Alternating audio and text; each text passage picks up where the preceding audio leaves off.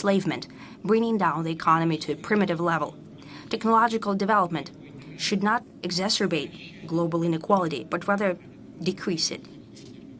That is the tradition for Russian foreign policy and technology. For example, when we are building nuclear power plants in other countries, we simultaneously are creating their centers of excellence and nurture local talent. We create the whole industry. We don't just build one plant, we build the whole industry. And in essence, we give other countries an opportunity to make a real breakthrough in their scientific and technological development, to bridge the inequality gap, and to bring their energy to the new level of efficiency and environmental friendliness. I'd like to highlight once again, sovereignty and independent development does not mean isolation or autarky, but that, on the contrary, means active cooperation, mutually beneficial cooperation based on justice and equal rights. If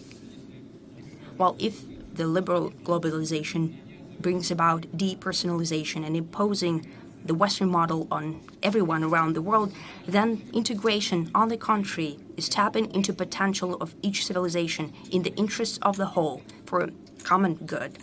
If globalism means dictate that what it boils down to, then integration is finding common strategies beneficial to everyone. In this regard, Russia believes necessary to more actively launch mechanisms of creating larger spaces built on cooperation between neighboring countries whose economy, social system, resources, and infrastructure complement each other. Such large spaces, in essence, are the foundation for the multipolar world order, the economic foundation. The dialogue of such spaces gives birth to true unity of humankind, much more complex, unique and multidimensional than in simplified versions of Western ideologists, well, some of them at least. The unity of humanity cannot be built according to the order, be like us, do like us. It's taken shape with consideration to the opinion of everyone, with careful treatment of identity of each community and nation. Only this principle can be the foundation for long-term cooperation in multipolar world.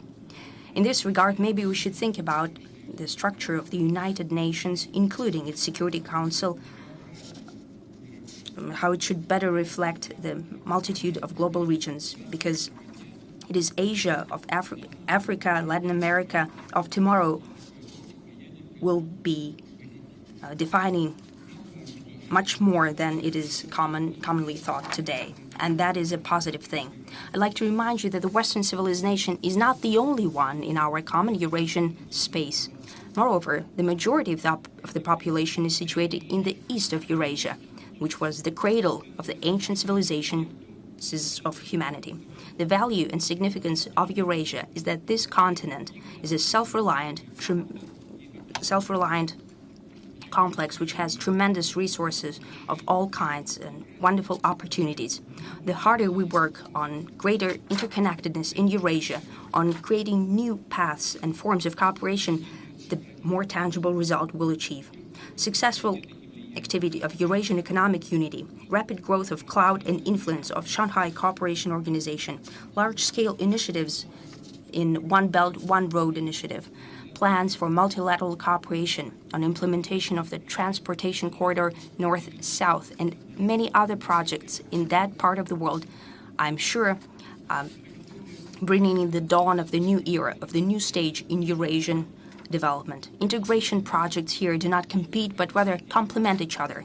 Naturally, if they are implemented by the neighboring countries in their own interests and not introduced by external forces in order to drive a wedge in Eurasian space and to turn into a zone of bloc standoff. A natural part of the greater Eurasia could be its western tip of the continent, I mean Europe, but many of its leaders are blinded by the convincement, by their idea that Europeans are better than others, that it's beneath them to cooperate in some endeavors as equals with others. With this arrogance, they somehow did not notice that they've turned to be into periphery to others, quite often into vassals without the right of vote. Colleagues, the collapse of the Soviet Union has destroyed the equilibrium of the geopolitical forces. The West has felt that it's the winner and has proclaimed the unipolar world order, where only its will, its culture, and its interest had the right to exist. Now, this historical period of undivided domination of the West is coming to an end. It's becoming the thing of the past. I mean, the unipolar world. We're facing a historic milestone. Ahead of us is possibly the most dangerous, unpredictable, and at the same time crucial decade since the end of the Second World War.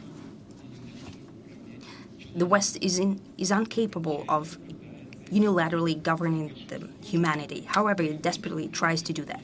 The majority of the nation does not want to make peace with that. That is the main contradiction of the new era. The situation is rather revolutionary if we apply to the classics. Well, if we speak in the words of the classics, the elites do not want the change, but the poor cannot live any longer with that. How to solve the issues of tomorrow is the main task for humanity. That is a painful and natural, though unavoidable process. The future world order is being shaped before our eyes. And in this case, we need to listen to everyone, to hear out every point of view, every nation, every society, culture, and religious ideas without imposing a single truth upon anyone. And only on the basis of that, understanding our responsibility for the destiny of the planet, we should build the symphony of human civilization. I think I would like to wrap up with that, and I would like to thank you for the patience that you have shown me listening to my statement. Thank you.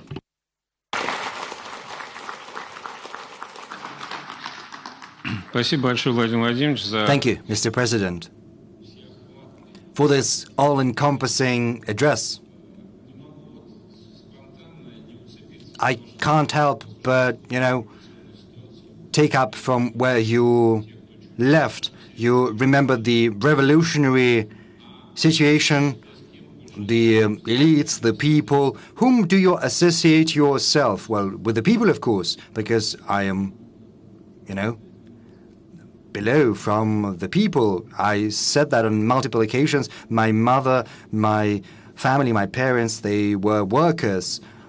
They didn't even have vocational training. She used to work as a nurse, a nanny, and my father used to work as a night warden. He didn't want to leave me at the kindergarten. And this has always been the case with me. I listen to the pulse of popular life, how rank and file citizens live. So internationally, you are on the side of those who do no longer want. Well, I advocate what I've just said. I advocate democratic relations with due regard for the interests of all participants of international cooperation, not just the interests of the so-called golden billion. Yes, I understand that. We met 1 year ago. Back then, there was some tension in the international affairs, but when we look at October last year, it seems an idyll. A lot has changed over the last year. The world has been turned upside down, as some put it. To you personally, what has changed over the year that has passed internally in your perception of the world and of the country? What's been happening, what is still happening? In Ukraine in particular, well, these are not changes that are currently underway or are underway since the beginning of the special military operation. No, these changes have been happening for many years now. Some have been paying attention, others have not, but these are tectonic shifts of the whole global order. These tectonic plates are constantly shifting and moving, and as experts say, first, it's all very calm, very tranquil. These plates are on the move constantly. Then they come against one another, the tensions build up, and an earthquake happens. So this is how it happened here. First, an accumulation of tensions and then a flare-up. But these changes used to happen in the past because new centers of power are emerging, and I'm not the only one to say that. These changes are happening due to objective reasons. Some power centers are wilting, and I'm not going to say why that is happening. This is only a natural process of bloom and perish and change. New ones are emerging mostly in Asia, but also in Africa. Yes, Africa is still a very poor continent so far. But you see the great potential to tap into. And the same applies to Latin America, and these changes will happen, these tectonic shifts. And it's the West that has driven us to this point. If there are any more questions, I'm ready to get back to what has happened in Ukraine. We were not the ones to organize a coup d'etat in Ukraine, which resulted in a series of tragic events, including our special military operation. We are not the ones who did it, but that does not matter. What matters is that tectonic shifts are always happening, and they will continue to happen independent of our actions. Our actions are simply highlighting more vibrantly what's happening, and they can push forward a little bit these processes that accelerate as compared to how they were unfolding before. But on the whole, these processes are inexorable and inevitable, and they would have happened regardless of how Russia could have acted in Ukraine. But what about our country? Something new over the last year? As far as Russia goes, yes, there are some issues. I referred to losses incurred due to the special military operation, and I always say that yes, there are economic losses, but there are also enormous acquisitions. What is happening, indubitably, in the end, I emphasize that, in the end, will benefit Russia and its future. Why is that? Because it'll help reinforce our sovereignty in all domains, and in particular in the economic field. Just some time ago, with anxiety, we were thinking that we were turning into some kind of a semi-colony because we could not do anything without our Western partners. We could not conduct financial transactions. We did not have the technology. We thought we would be devoid of the markets or sources of new technology. We didn't have anything. They could simply, flick their finger and everything in Russia would collapse. But it didn't. And the fundamentals of our economy turned out to be far stronger than anticipated by others, even by ourselves. And this purification, this better understanding of our capabilities, this adaptability and the current conditions, as well as the objective need, not just to accelerate import substitution, but also to replace those who are leaving our markets. All of this has demonstrated that our businesses are capable of taking the place of those who are leaving. Those companies are whispering to us, we're not leaving for good, we will soon get back, but they're still selling billions in assets at $1. They are doing that, they're selling it to the management. So there is an agreement. They intend to get back. Well, how else? Certainly it's not a gift to these individuals. We understand the sentiment, we know it. And this is of great importance. we have come to realize in the end. We've always been saying that we are a great country, but now we understand that we can't do it. We understand the consequences, the bad consequences in the midterm, because they are, shutting down access to technology for us, but that is what they were doing before. Of course, right now the situation is more difficult, but it turns out that we can do it. Another important component, a spiritual one, probably the most important one. First, this motto, we are not leaving anyone. And this is a motto which has been embedded deep in the hearts of each and every Russian and other citizens of Russia. The willingness to fight for our people leads to greater unity in society, and this has always been our country's strong suit. We've confirmed it and reinforced it. And during the last year, has there been anything in our country that has turned out to be true disappointment for you? Well, no. So no conclusion should be made, no changes. Well, these conclusions, we need them all the time, organizational conclusions, especially human personnel, human resources. We have to think about training new specialists, new workers. We need to find new people who are capable of working at a better level than the previous generation. But I cannot say that there is anyone who turned out to be disappointing to me that I have to, let someone go. Very good. Thank you.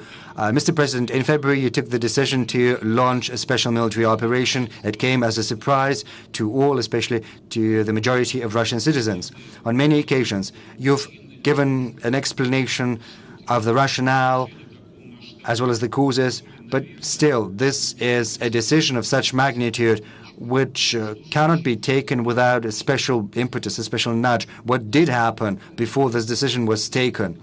I said that on multiple occasions. I do not think I am going to say anything new, especially in this room, in this audience. I'm not going once again to talk about the NATO expansion, which was absolutely unacceptable. Everyone knew that.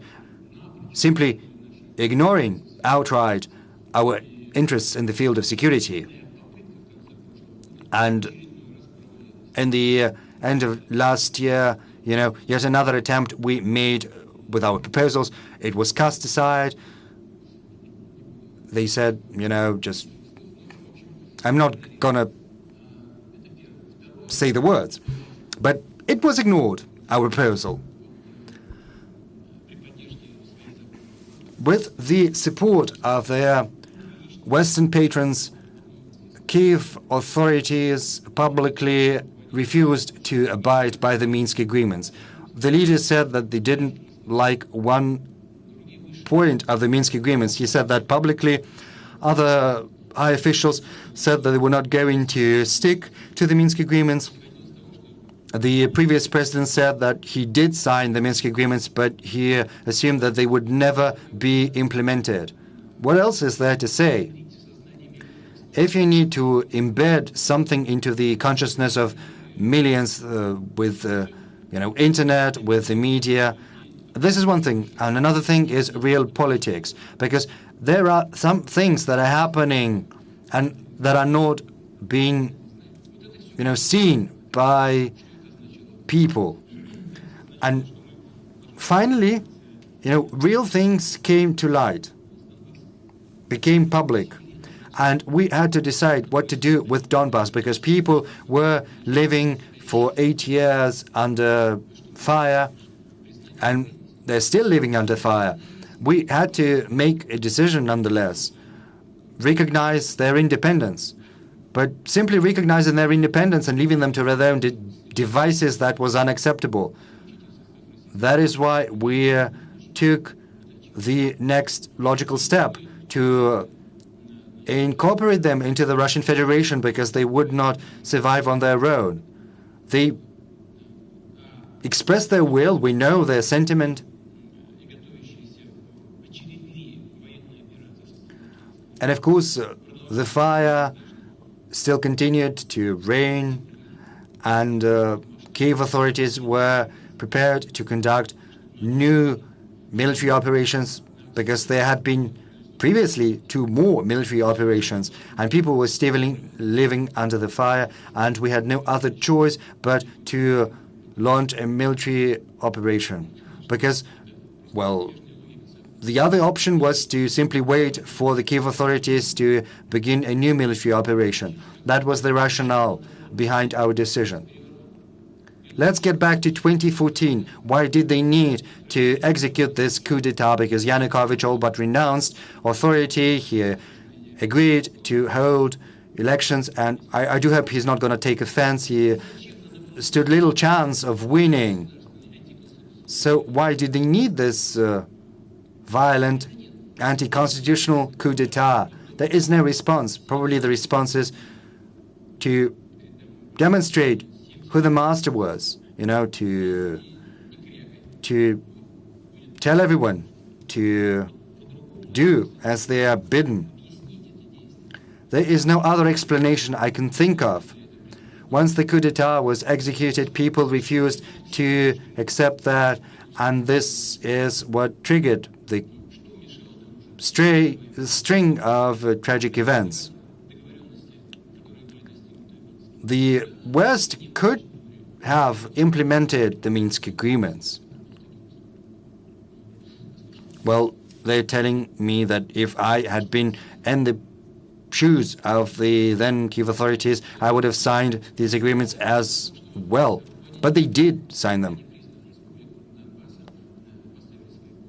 And the heads of those unrecognized People's Republics also put their signatures to the document. One of them was later assassinated. So all of these actions resulted in the current tragic events. That's it. Do you have this sentiment that society has, that the enemy has been underestimated? Well, you know what the thing is? We saw what had been happening.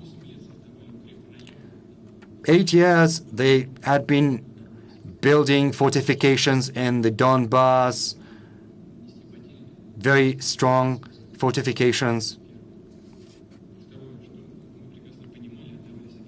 Secondly, we understood full well that this process would continue. And the further it went, the more dangerous it would have been for us, and the greater our losses would have been. And this is why we did it. And NATO was expanding its military presence in Ukraine, and these fortifications would have popped up not just along the line of contact. They would have popped up in different areas as well. And from the south, from the north, our troops are going around the Donbass, and if we had allowed it to run further, if they had a chance to acquire new weapons systems, then the situation for Russia would have been absolutely different from the point of view of running this special military operation. On multiple occasions, you said and you wrote in your article that we are one nation. Did you change your opinion? No, because it's a fact, a historical fact. In the 9th century, these territories saw the birth of Russian statehood, first in Novgorod, then in Kiev, and then they joined together. It was one nation that spoke one language, ancient Russian, Old Russian, and the changes in the language started to happen only in the 14th century, in the 15th century, due to the Polish influence, because the western parts of the Russian state ended up in a different country, and hence the changes in the language. During the development of an ethnic group, different things happen. If one part of an ethnic group achieves a level when they think of themselves as a separate nation, you have to treat that with respect. But this principle But this process happened due to a number of reasons. Some territories of Russia ended up in other countries, and these countries were pursuing their own interests. In Poland, these Russian territories were being Polonized, and heavy influence was exercised on the Russian language. You can look up the documents in the archive, and you can see letters to Warsaw, to Moscow, saying we are Russian Orthodox people, are asking Moscow, and so on and so forth. They asked Moscow to take them in the country, and they asked Poland to respect their tradition and their customs. And that is what they wrote. They wrote, we are Russian Orthodox people. Yes, afterwards, different processes started to happen. Then an enormous Russian Empire was born. European countries tried to set up, and they did, a certain barrier around the Russian Empire. You know, this principle that goes back to the classical antiquity, divide and conquer. And that is when these attempts started to happen, to divide and conquer the Russian nation. This happened in the 19th century, and then it was growing in magnitude, and it was supported by the West.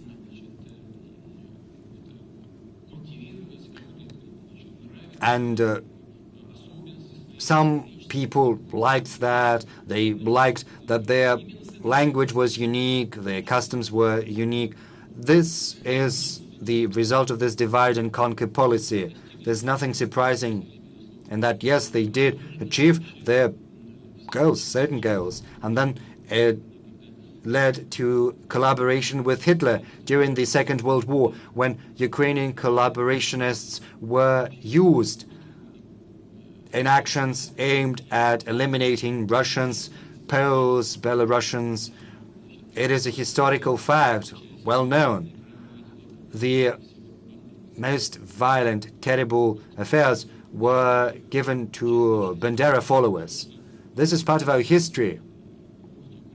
But basically, Russians and Ukrainians are one nation. This is historical fact. So it's a civil war to a certain extent. Yes, to a certain extent, we ended up in different countries, regrettably, due to a number of reasons. First and foremost, because when the Soviet Union was created after the breakdown of the Russian Empire, and I wrote it multiple times in my articles, the Bolshevik leadership made the decision to pacify the nationalist sentiment, who were originally from the Ukraine, and to give them originally Russian territories without asking the population who were living in those territories. They gave the Black Sea region and Donbass over. First, Donbass was given to Russia. Then the delegation from the Ukraine came over. They came to speak to Vladimir Lenin.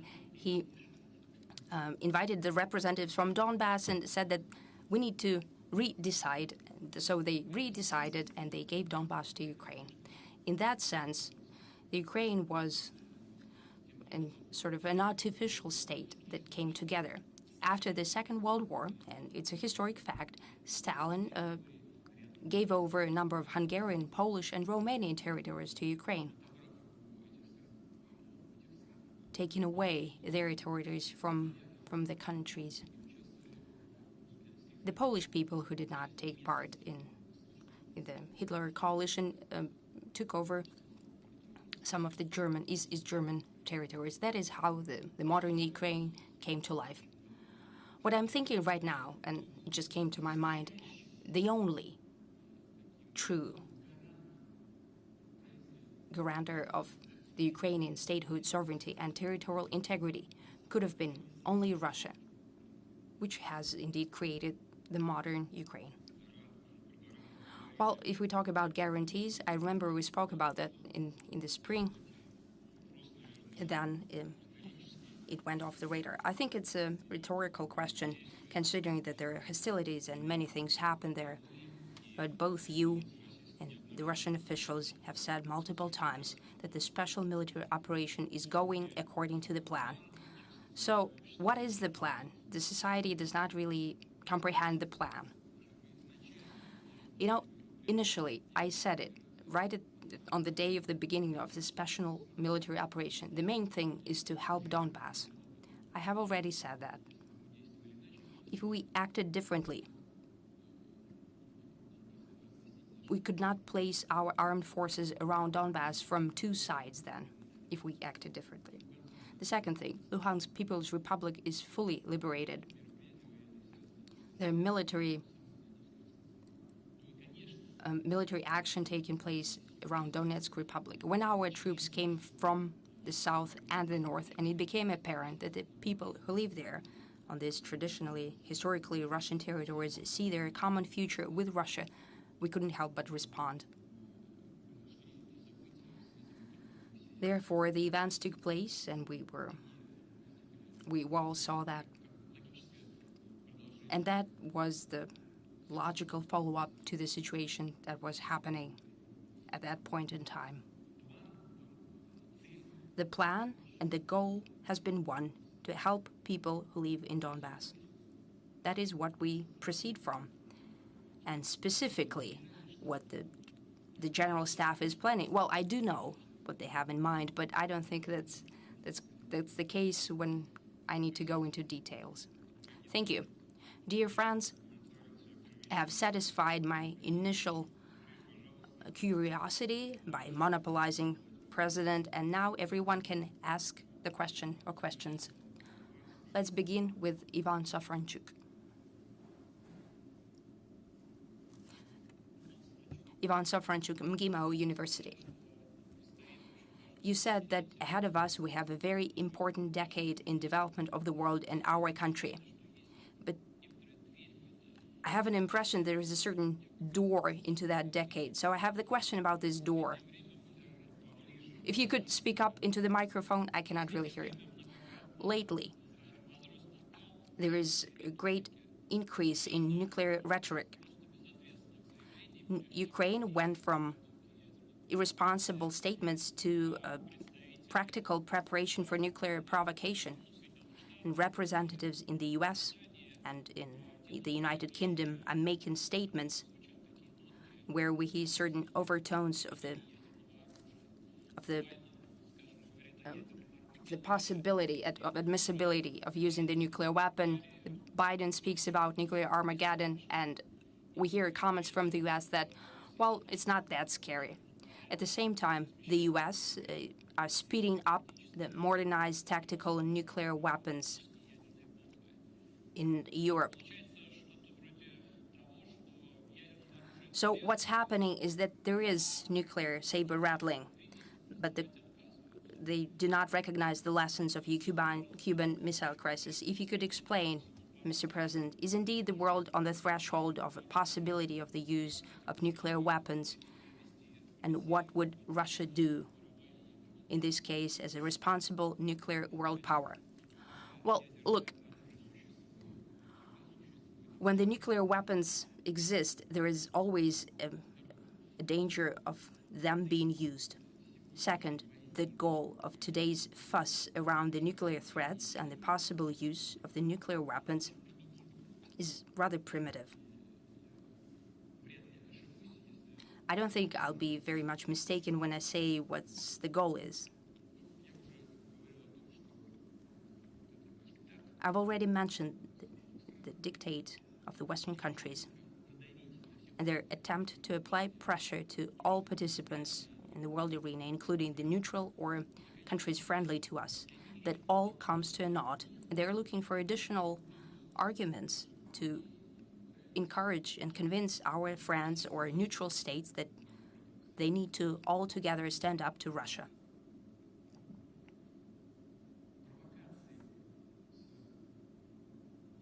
The provocations with the use of nuclear weapons build in tensions about the very notion of Russia using the nuclear weapons.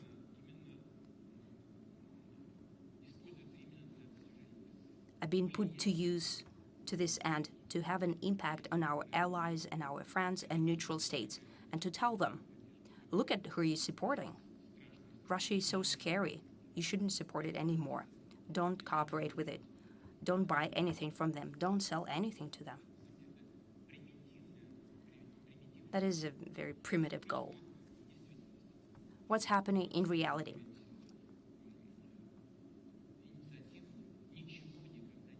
We've never said anything proactively about possible use of nuclear weapons by Russia. We have only hinted in response to those statements that the Western leaders have made. Madame Liz Truss, the ex-Prime Minister of the United Kingdom, she said it directly. In her conversation with a representative of the media, she said that the UK is a nuclear power, and the Prime Minister has in his mandate the possible use of nuclear weapons. Well, I'm not quoting her, and she said that she's prepared to do that. And no one responded in any way. Well, she just made a folly. She was a bit out of it.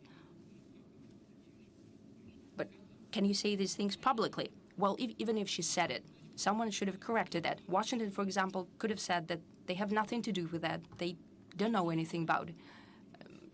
There shouldn't be any offense made, but just to distinguishing themselves from that. And what we are to think, we think that this is a coherent position, that we have been blackmailed, and what should we do in response? Pretend that we haven't heard anything? A series of other statements were made on that matter. The leadership of the Kiev regime is constantly speaking about its strive to have a nuclear weapon. Now that's the first part of it. And now there are more discussions about what we're doing at the Zaporizhzhia nuclear power plant. So what are we doing? They're saying that quite directly, but they're always hinting that we're shelling and the Zaporizhzhia nuclear power plant. Are they out of their minds? Well, we're controlling this nuclear power plant. We have our troops based there. I've spoken to one of Western leaders. It's been several months since then. We're saying, what should we do? They're telling us to withdraw heavy weaponry from the Zaporizhzhia nuclear power plant. We said, consider that done. There are no heavy weapons there. Well, get rid of other weapons as well. Well, it's nonsense. You're laughing. It seems laughable. But I'm basically giving their statements verbatim. I said that you asked for representatives of IAEA to be based there. We have agreed to that. They are there. They even refuse to live in a hotel. They're living right on the territory of the nuclear power plant. And they can see with their own eyes who is shelling and where the projectiles are coming from.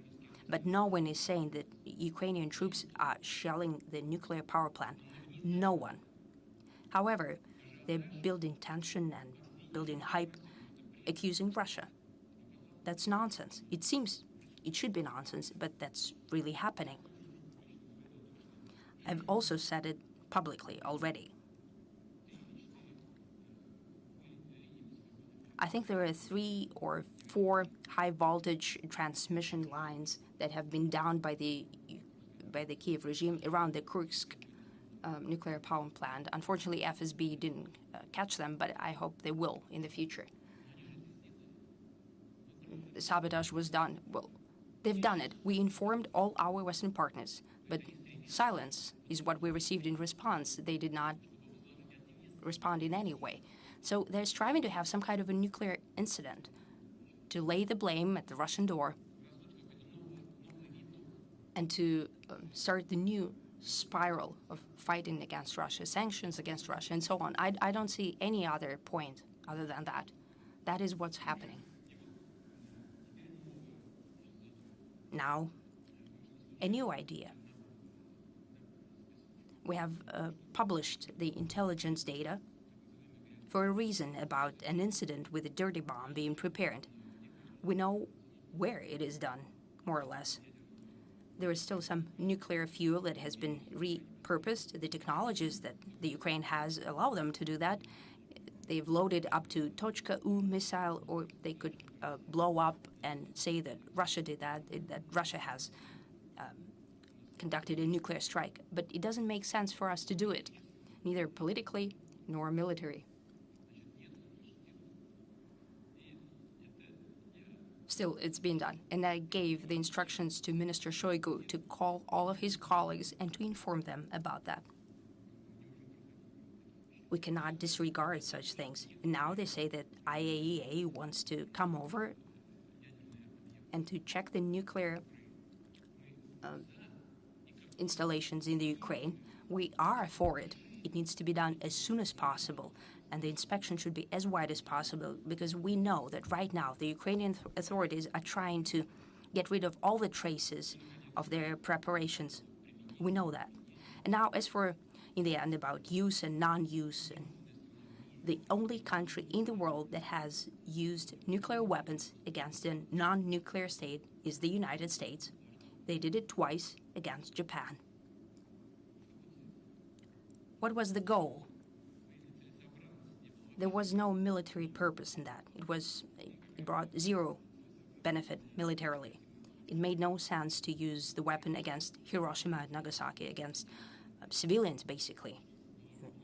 Was there a territorial threat to territorial integrity of the U.S. or their sovereignty? No, of course not. There was no point militarily to do that. The war machine of Japan was already broken down. They could not put up any resistance, basically. Why did they need to kill off Japan with a nuclear weapon? Japanese textbooks usually mention that the Allies have conducted a nuclear strike against Japan. So Japan is in such a grip that they cannot write the truth in their own textbooks. But they remember this tragedy every year. Still, well done.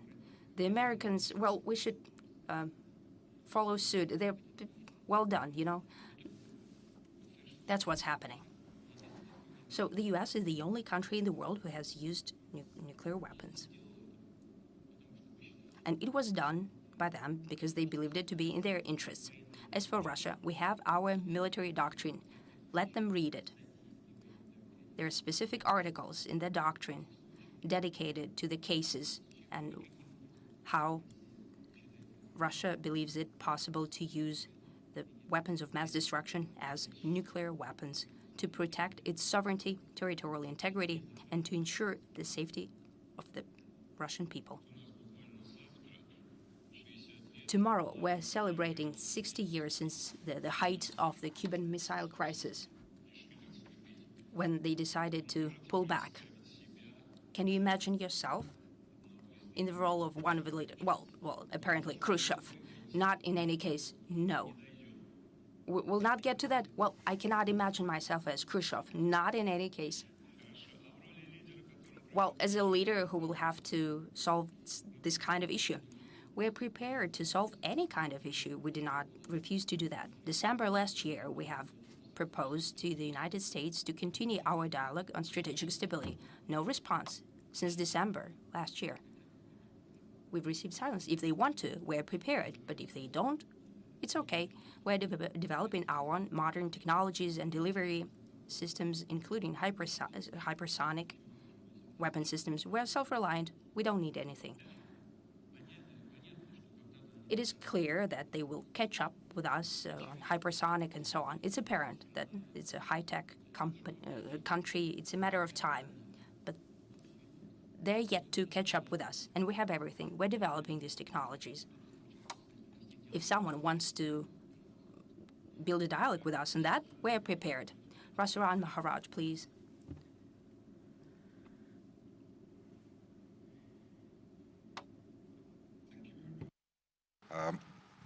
You have answered a direct point that I raised earlier, but if I could expand upon what I'd asked. Escalating and accelerating crises continue to further reveal the precarity, the precarious position we are in and what our system currently is driving us towards.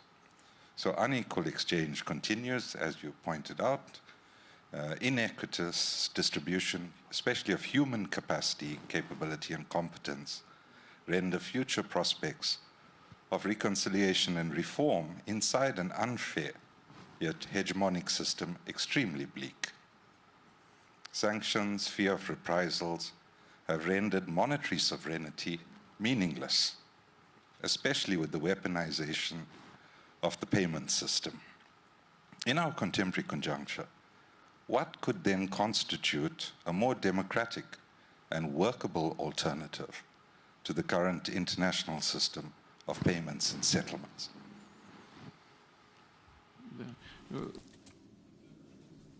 This is one of the key questions.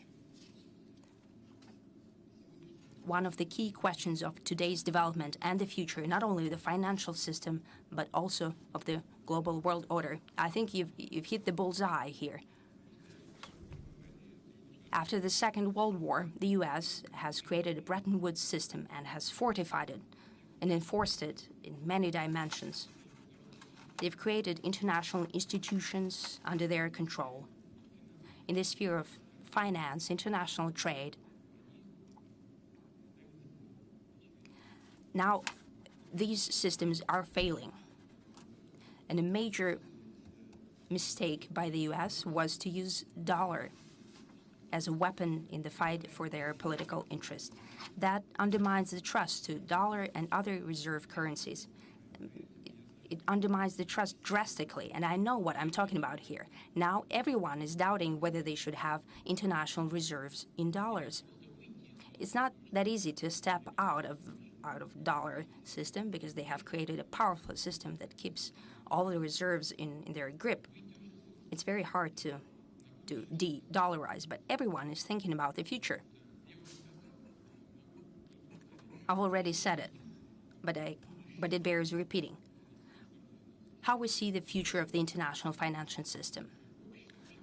Well, it's a general message, but still, each country should have the opportunity for sovereign development, and it should be ensured, and we need to treat with respect the choice of every country. That's important, also in respect to international financial system. It should be independent, depoliticized, and naturally it should be based on the financial system of the leading countries of the world.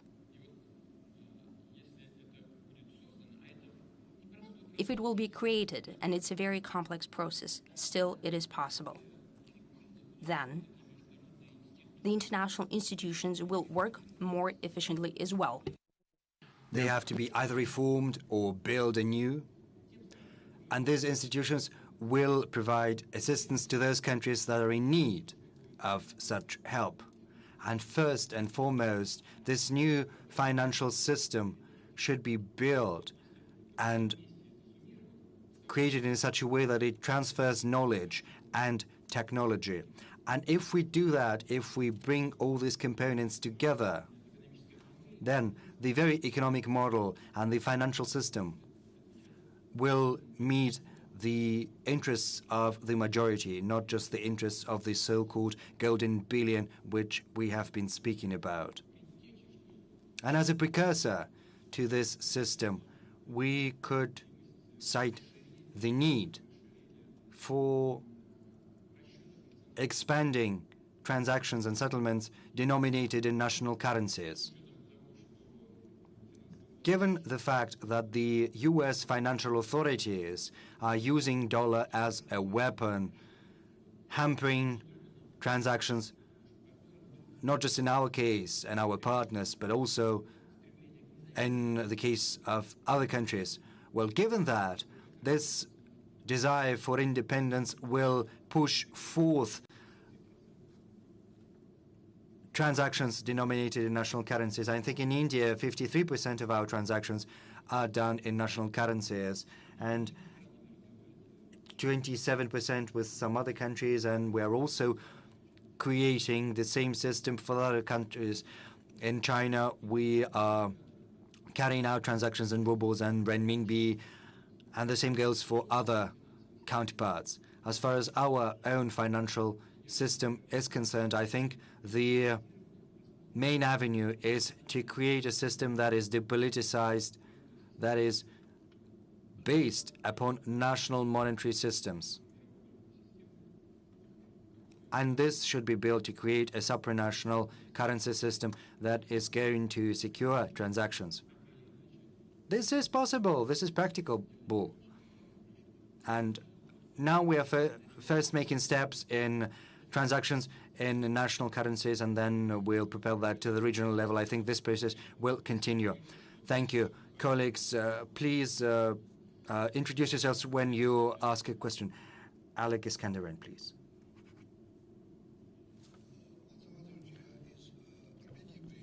Mr. President, I have come from Armenia.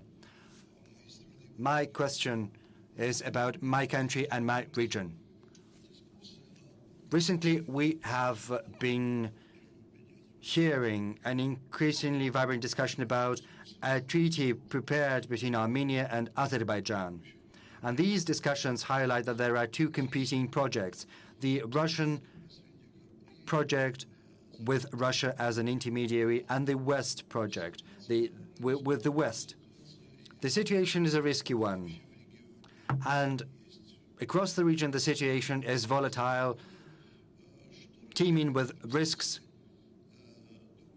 What does Russia think in that regard? How is Russia going to respond to this situation? What does Russia plan to do in this context in future? Thank you. Thank you. I don't know whether this was said publicly before. Maybe it was said, but be that as it may, I'm going to say that. Even if it was not said publicly, I do not think this is a secret. For many years, we've been engaged in dialogue with the Armenian side. We were proposing that the Nagorno-Karabakh issue should be settled in the following manner. Armenia was in control of 7 areas of Azerbaijan, and Armenia said that they should be moving towards normalizing relations. There are 2 areas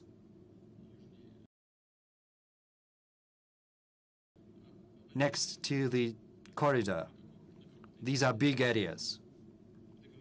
At a certain stage, an agreement could be reached with Azerbaijan to transfer 5 areas because there's no sense in keeping them. They are desolate. People have left. They were basically chased away from these territories. There's no point in keeping them. And to have still connection with Nagorno-Karabakh, these 2 areas would have been sufficient. And we believe that this would be, just, it would be fair to get refugees back, and it would have been a good step towards normalizing the situation in the region as a whole.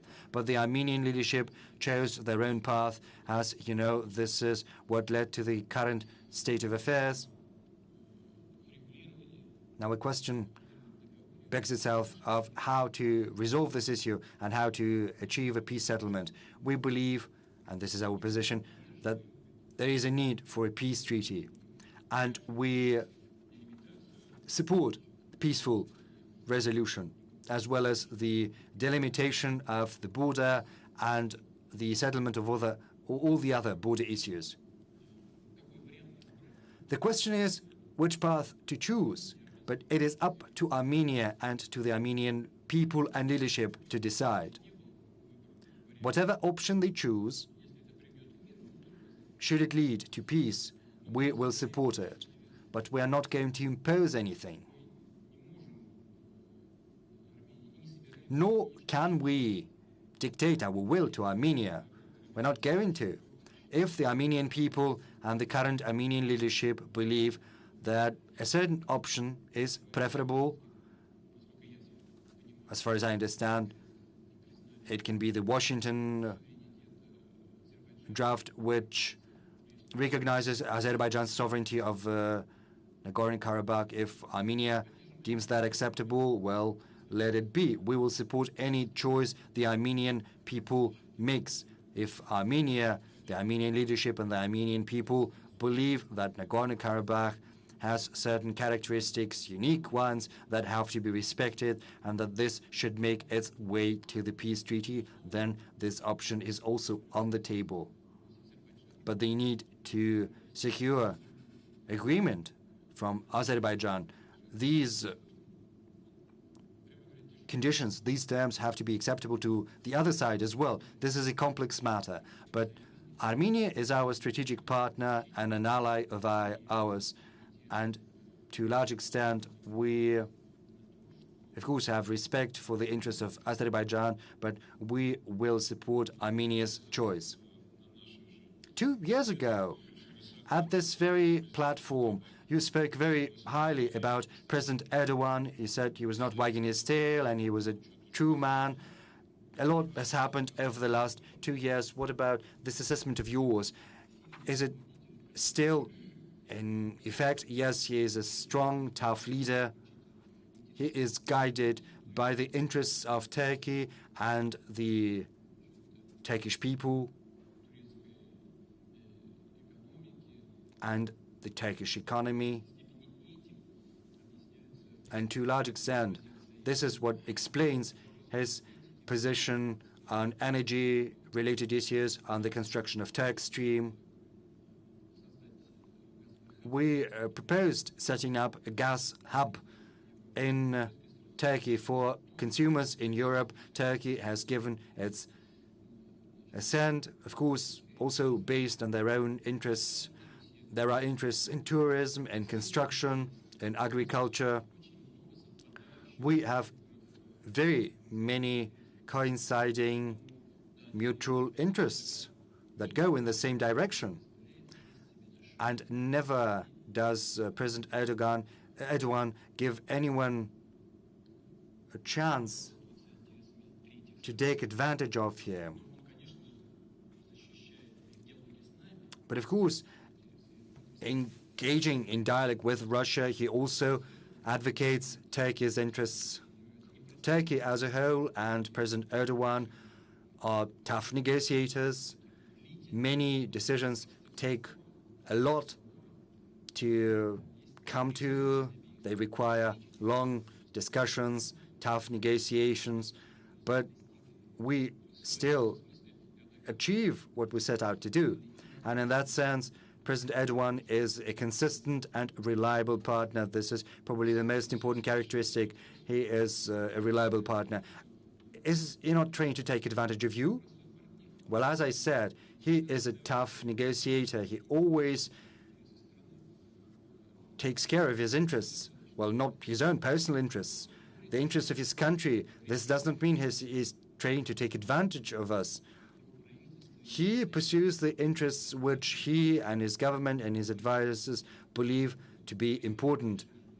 We are trying to make sure that the decisions we make suit our purposes as well, and usually we manage to arrive at solutions even to the most difficult of issues in Syria in particular, security-related issues and economic issues, infrastructure-related issues. And up until now, we did manage to arrive at solutions. Let me reiterate. We understand that if the negotiations have been tough, but we managed to arrive at an agreement nonetheless, then it's going to be done. Dayan Charity-Becker. My name is Dayan Jaitilaka, former ambassador of Sri Lanka to the Russian Federation. Mr. President, it is said that Russia is now facing a proxy war waged by the collective West and NATO. If so, it is probably the most serious threat faced by Russia since 1941. At that time, during the Great Patriotic War, the Soviet leader, who was a communist, reached out to the Orthodox Church and to Russian nationalism in order to form a broad front to defend Russia. Would you say that in a similar spirit, you would revisit the Soviet-Russian past, the communist heritage from 1917, to extract any useful elements of it, including the history of the Red Army? And would you think it worthwhile to reach out to the communist elements, however few they are in Russia, to join in a broad patriotic front? Thank you. Моя позиция заключается в том, My position consists in the following. I believe we have to take advantage of all of our historical heritage. I believe we should not renounce anything.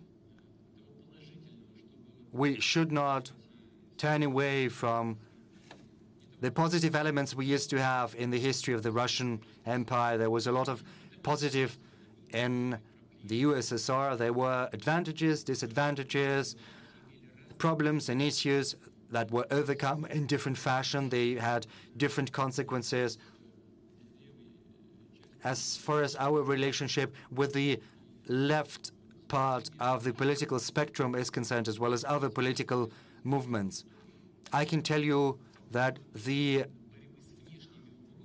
special nature of the current Russian society, we have a consensus as far as Russian foreign policy is concerned. Yes, we have pro-Western elements whose families live there, whose children study there. It's a very small component, and every country has such an element. But mostly our society enjoys a consensus. There is a great level of consolidation, regardless of their political hue, regardless of how they view the path Russia should take in its development. Communists believe that everything should be nationalized once again, that we need to return the state into the economy. Well, how efficient this is going to be, it's hard to tell. To an extent, at a certain stage in history, this probably might happen. We have a law on nationalization, but we are not resorting to it because there is no need for that. We assume that we need to use the most efficient tools for our country's development, mainly the principles of the market, but under the guidance of the authorities and the citizens. We need to use these advantages to achieve such goals as greater well-being for the country, eradication of poverty, taking efforts to build more and better, achieve better health care and education, and address other important issues we're facing. That is why we are working and engaging with those who profess left-wing views. We have respect for them. As you have aptly said, the Soviet Union was controlled by the Communist Party for a very long time. I'm not gonna into detail saying what bad things they were and others. You also mentioned religious organizations. We have 4 traditional religions in Russia. All of them are vastly patriotic. As far as the Russian Orthodox Church is concerned, throughout all of Russian history, it's been together with its faithful, with its believers, and with its people. And the current stage is no exception. We have some characteristics, special characteristics, right now with regard to our religions. We're not interfering in the internal life of our religions. We probably give them vaster freedoms than some countries that deem themselves to be democratic ones. We believe that we owe our religions a great debt because during the Soviet times their property was taken away from them, sold sometimes. It dealt a heavy blow to religious organizations, in particular to the Russian Orthodox Church. That is why we're trying to support all of our religious groups without, however, interfering in their internal affairs. I think it had never happened before. On the one hand, we sense this general patriotic sentiment. People are patriotic, they want our country to be stronger, our interests abroad be protected. At the same time, we provide full freedom to these organizations, to our citizens. This situation, I think, yields the results we seek. Very well. Kubat Rakimov, please. Kubat Rakimov, Kyrgyzstan. Mr. President, Russia truly is a leader of a new anti-colonial movement across the world. Russia's dedication to traditional conservative values is also resonating. But throughout the history of the Valdai Club, we've seen a great demand for social justice, for a fair organization of social relations. What is your view of this matter, and how can we serve you as experts of the Valdai Club?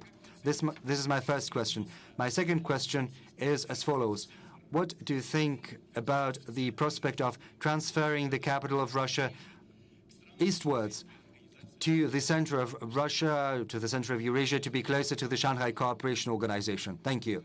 As far as a more just social order is concerned, as per our constitution, Russia is a social state, a social justice state. Everything we do, all our national goals are dedicated to addressing social tasks. We can go hours and hours, and even our today's discussion is not going to be enough to demonstrate fully that everything we do, whatever we do, seeks to address social issues. There are still many issues outstanding, and I said that in the past. We need to develop our economy, and upon this basis, we have to address education, healthcare, technological development issues. We have to change the very structure of our economy. Structural changes are most important. This will lead to changes in the labor market. And we have to think about people who are going to be freed up when the market is going to change. We have to retrain them, to give them additional training. As far as the Valdai Club is concerned, it brings together experts of different kinds. And if experts demonstrate to us the trends in key areas, then we would be very grateful to you, because we will take your views into account in building our plans. We will take into account your positions on the trends that we have just spoken about. We need to understand what's going to happen tomorrow to build the policy for today. As for the transfer of the capital, yes, we've heard such discussions within Russia. There used to be the change of the capital that happened several times throughout the history of the Russian state.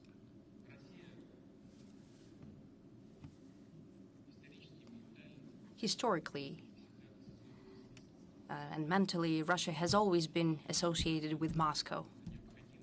And I know that there are issues in the development of the capital as a tremendous city, as a megapolis, but I have to say that under the leadership of the current mayor, Mr. Sobyanin, has been solved much more efficiently than in other countries of the world and other megapolises.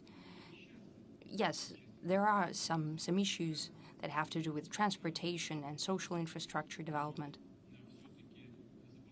Still, over the past years, Mayor Sobyanin has done a lot for these issues to be curbed and to create the necessary conditions for the citizens of Moscow and everyone who comes over here to Moscow to work there or as a tourist, for them to feel comfortably in the capital. A lot has been done for the development of the city in the past years.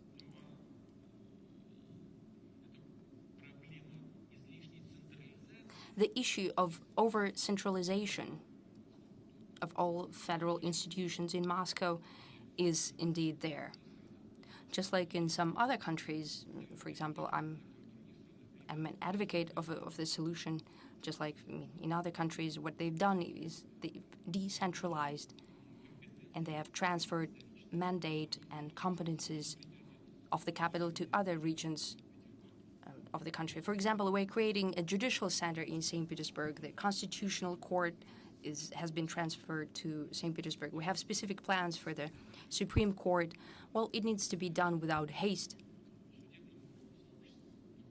to create the right conditions for the judicial community to work in St. Petersburg. It will be done without fuss, without haste. Some major companies, for example, which work in Siberia, for example, but their management is situated in Moscow. They could have placed their headquarters in Siberia. And that happens. For example, Rushydro. They've created their base in Krasnoyarsk, I believe. They're creating their HQ there, as well as some of the central authorities could be more decentralized around the territory of Russia. That will benefit the governance system and the regions where they will be situated. Thank you. Ivan Timofeyev.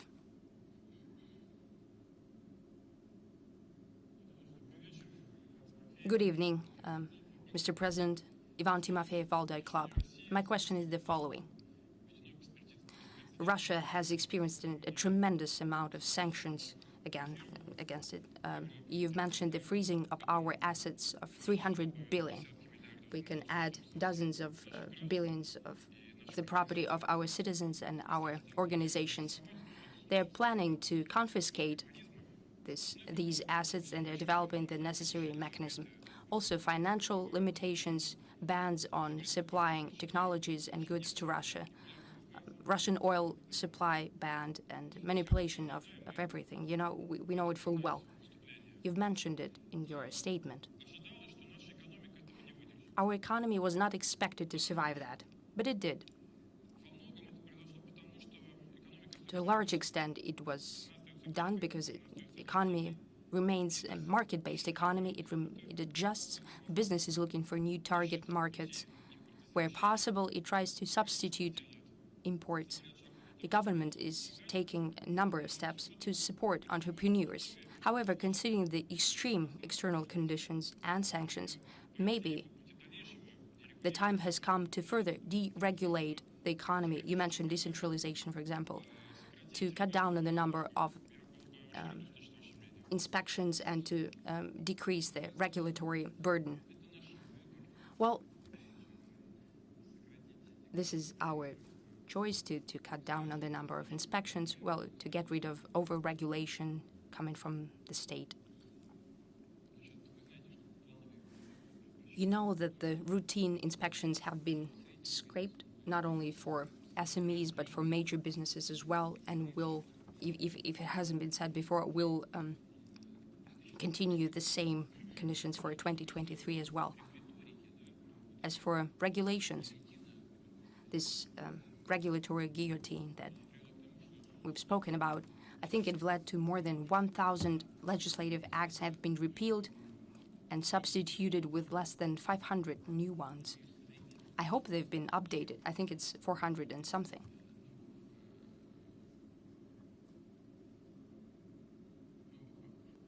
New regulation acts that regulate the economic activity.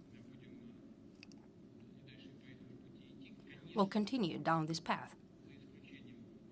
Naturally, with the exceptions to those types of production that have to do with certain risks for the consumer. I think it's quite apparent to everyone. Still, even here, we'll try to make it so that all these regulatory functions and inspections would be targeted and will not stand in the way of the work of business on the whole and certain businesses. Well, you're quite right that as a response to all kind of limitations introduced against Russia and against its economy, you said that the economy was meant to be brought down. Well, it wasn't supposed to. That was the very goal. but that did not happen. Indeed, the economy became more resilient and more adjusting. It turns out that our entrepreneurial community is rather mature and is capable of taking over those spheres and those businesses that have been left by some of the partners. It was done very easily. Our businesses take over the productions that seemingly could not live without the Western presence, almost in all spheres. Yes, we see some issues in midterm perspective. We understand that we cannot produce everything. In the morning, I spoke to some of the colleagues before I traveled here. It's clear that I've been talking to everyone in the government, in the central bank, in the administration. Our experts believe that the acme of hardships that had to do with this influx of sanctions and limitations is over. Russian economy has, in general, adjusted to the new normal. A lot will have to be done for the new chains of supply in import and export to be created to cut down the costs that have to do with that. But in general, we've been through the worst of it. The Russian economy has adapted and will continue to develop more sustainably and more with greater sovereignty. However, the response to all these challenges should be, first and foremost, I believe, de-bureaucratization, getting rid of the red tape to support businesses, and increasing the field of freedom for economic activity. Okay, Alexander, we cannot do without you. Mr. President, quite often the foreigners ask us what Russia can offer to the new world. Where are your Nobel Prize winners? Where are your great discoveries, industrial and scientific discoveries? Well, my colleagues are saying, well, what about the great Russian culture? Rublev, icons, Pushkin, great Russian architecture. Well, it's all the thing of the past. What about today? When I was listening to you today, I finally understood what Russia could offer to the modern world. It can offer the religion of justice. I think that this feeling lies in the foundation of our Russian culture, of our capability to sacrifice. Russia is alone against the cruel Western world, is fighting for justice. That is a tremendous input of today's Russia into global civilization and culture, because those previous traditional values that we've been discussing, for example, Andrei Rublev, Russian icon painter, wonderful Novgorod architecture, the golden and the silver age of architecture, they all spoke about equity and equality and justice. That is the core of the Russian civilization. Should we maybe make the Russian ideology today is the religion of justice? We have four traditional Russian religions, and I think that's quite enough. Well, it's a joke, of course. As for doing something, well, I keep track of your work, and I'm always happy to read what you're writing. I know that you're a true Russian patriot in the widest sense of that word, in the best sense of the word.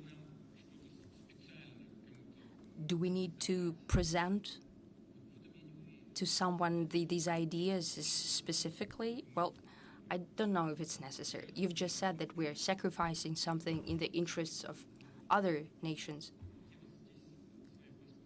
I think I can argue with you here that we're not sacrificing anything. Well, we're working to strengthen our sovereignty. It is in our interests. Primarily, that is reinforcement of our financial and economic sovereignty. And that would underpin and be the foundation for our future development in technology, education, and science. Whether we have Nobel Prize winners or not, well, Alfurov made his. When did he make his mission? 30, and only 30 years later he received his Nobel Prize.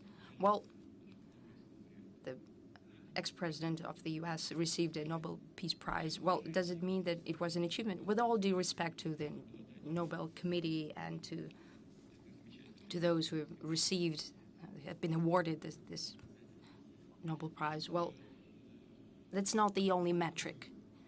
Our science is developing, and we need to do everything so that the yield from the fundamental and applied sciences would be a lot higher for our development. And we will do that.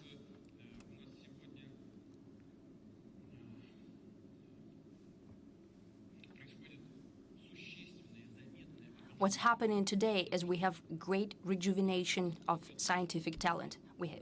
Our scientists are one of the youngest in the world. Yes, well, the U.S., they have their competitive advantages considering that they have the monopoly for international finances. They suck everything out, including scientific and creative talent. But that will be over when they lose their domination with the dollar as the main currency. That's happening already. It's already underway. So what we are doing is very attractive for many countries and nations in the world. The Western partners are doing everything possible to smear Russia, to ignore its interests. So when we are fighting and standing up for our interests, and we do that openly, transparently, and courageously, well, let's be honest here, the very fact of that example, well, it's very infectious for and attractive for billions of people around the world. Take many countries in Africa. They have Russian flags. Right now, they fly Russian flags. In Latin America, the same is happening. In Asia, we have a lot of friends. And we don't have to impose anything on anyone. It's just that many people and political figures and just regular citizens, they're tired of living under external dictate. They're done with that. So when we see our example of fighting against this dictate, they're both inside and externally with us. They're supporting us, and that support will only increase. Thank you. We spoke a lot about science this time. I think it was one of the most interesting sessions of the Valdai Club, how to develop science and technology in these conditions. So I'd like to give the floor to Ruslan Yunusov. He painted a very interesting picture for us. Thank you. Today, I represent Rosatom and the Valdai Club. Indeed, you spoke about science and you said the right words about it. We've seen that over the past 20 years, support for science has increased manifold. Mega Grant program has allowed to launch a great number of modern labs in Russia. But we, as scientists, we see that the majority of professors who opened these labs did not travel to Russia and do not reside there permanently. And it's easy to understand why it's hard to compete. You have a tenured position, for example, in the US or somewhere in the West, or you have just a grant for 5 years in Russia. We've discussed it that Chinese colleagues indeed has made a tremendous breakthrough in science. And today they didn't just bring back their scientists, but they are number one in many dimensions. And we're going to quantum, and we know that China right now has the most powerful quantum computer, and the same applies to other quantum computations. Still, in Russia, we have other programs that unite together many labs. For example, this quantum computer program, 20 study groups, 15 institutions, and Academy of Science. but we have the horizon of planning of 5 years. Today, we've come across greater pressure. It's indeed our scientific challenge to our sovereignty. Maybe that's the right time to start and to draft projects for 10 or 20 years ahead. Thank you. Of course, the longer the horizon, the better. I agree with you. We need to look at the positive experience of other countries, of our friends and partners, including the People's Republic of China. They have done a lot over the past years under the leadership of President Xi. He dedicates great attention to that. Well, not only to the development of science, but of China on the whole and Chinese economy, on improving the living standards of the people of China. I know that very well. We have good friendly relations with him. And we need to take a look at where they have practical results. We should study that and introduce that into our reality. As for mega grants, indeed they have played a positive role.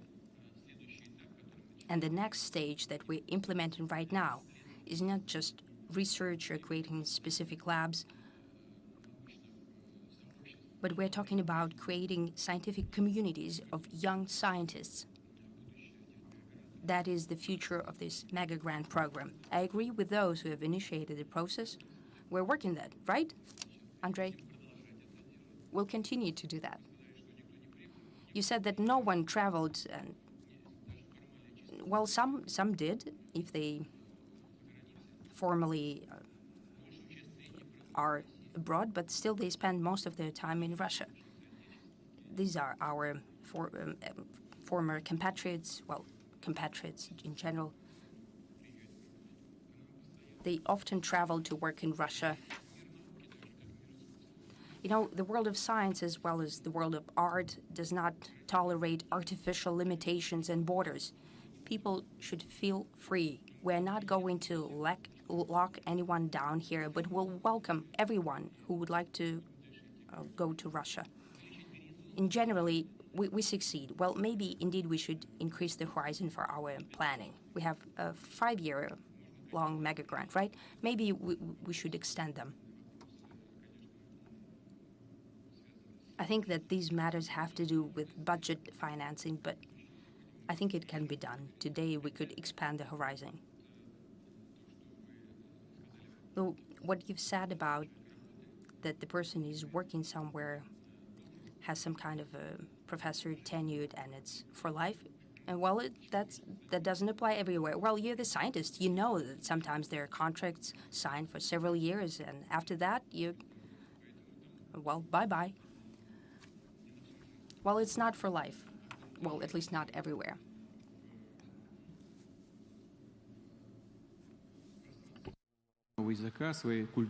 But living in the area of your culture, of your language, it's for life, and this freedom has to be given to those who work in culture and science, scholars.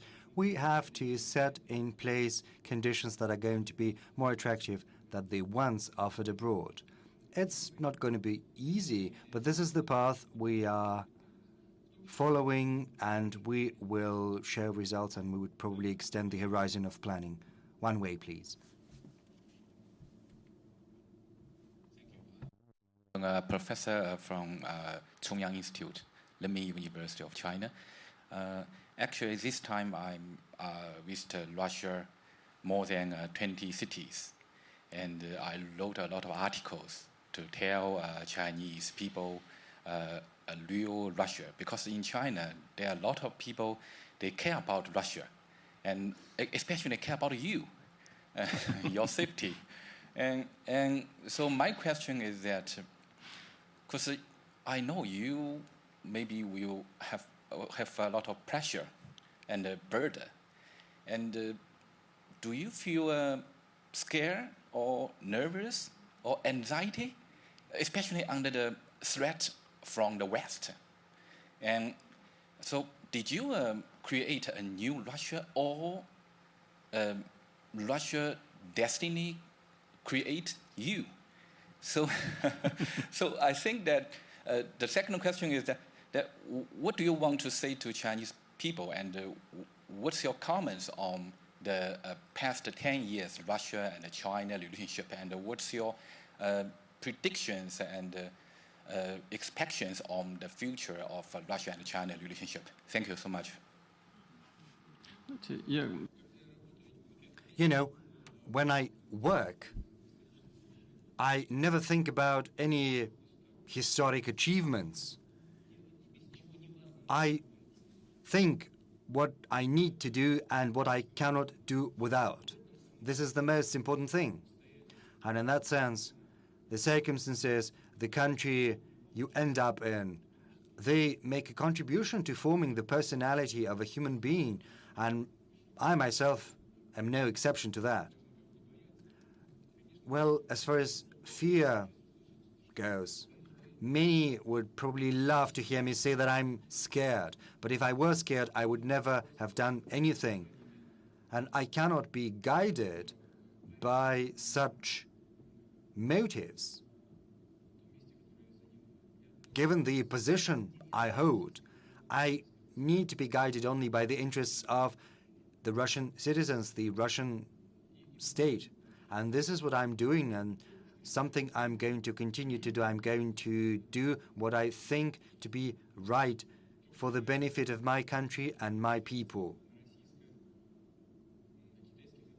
As far as the Russian-Chinese relations go, over the last year, over the last decade, they have been propelled to a whole new level of openness, mutual trust, and efficiency.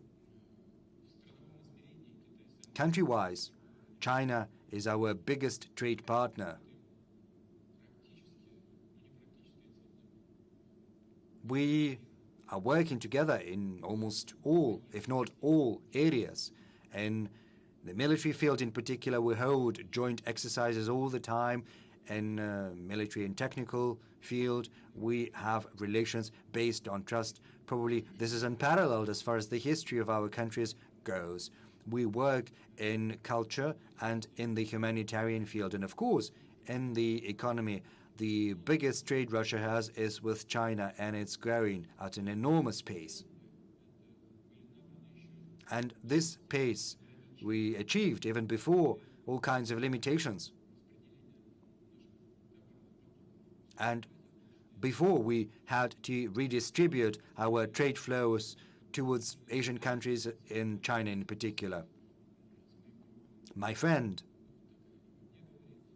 and here calls me a friend as well, and I think him to be my friend, President Xi, we have decided to achieve a certain level of bilateral trade, and we are moving towards that at a higher pace than we planned, than we anticipated.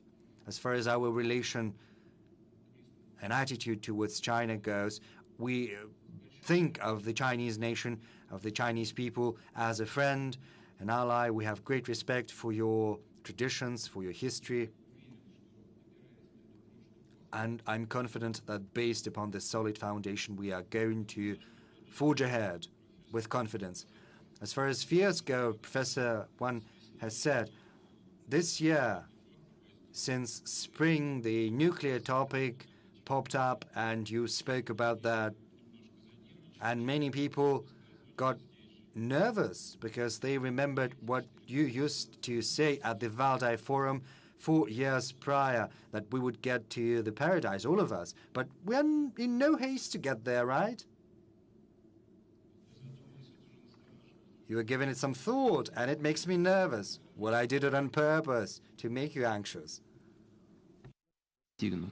Well, mission accomplished. Thank you. Mohammed Iksan, please. From Kurdistan region of Iraq. I'm so glad to be here, Mr. President, really. I have one direct question for you. The topic of the session is post-hegemonic world justice and security for everybody. Do you think at this stage, Kurds in 4 parts of Kurdistan, they are going to have better security and more justice for their future? If you don't mind to elaborate more. And as you mentioned that in Central America and in Africa, Russian flag is everywhere. You have people who loves and who support Russia. be sure also in Middle East you have a lot of supporters and a lot of lovers for Russia and mainly for President Putin. Thank you. Спасибо. Thank you. For the last part of what you said, especially, yes, flags are also flying in European countries and in the US as well. We've got many supporters over there. And in the US, there is a big chunk of population who stick to traditional values and they're together with us.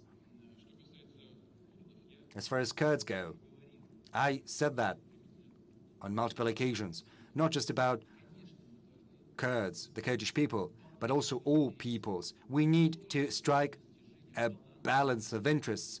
Only if a balance of interests is achieved will the world be stable, and the same goes for the future of the Russian and the Kurdish people.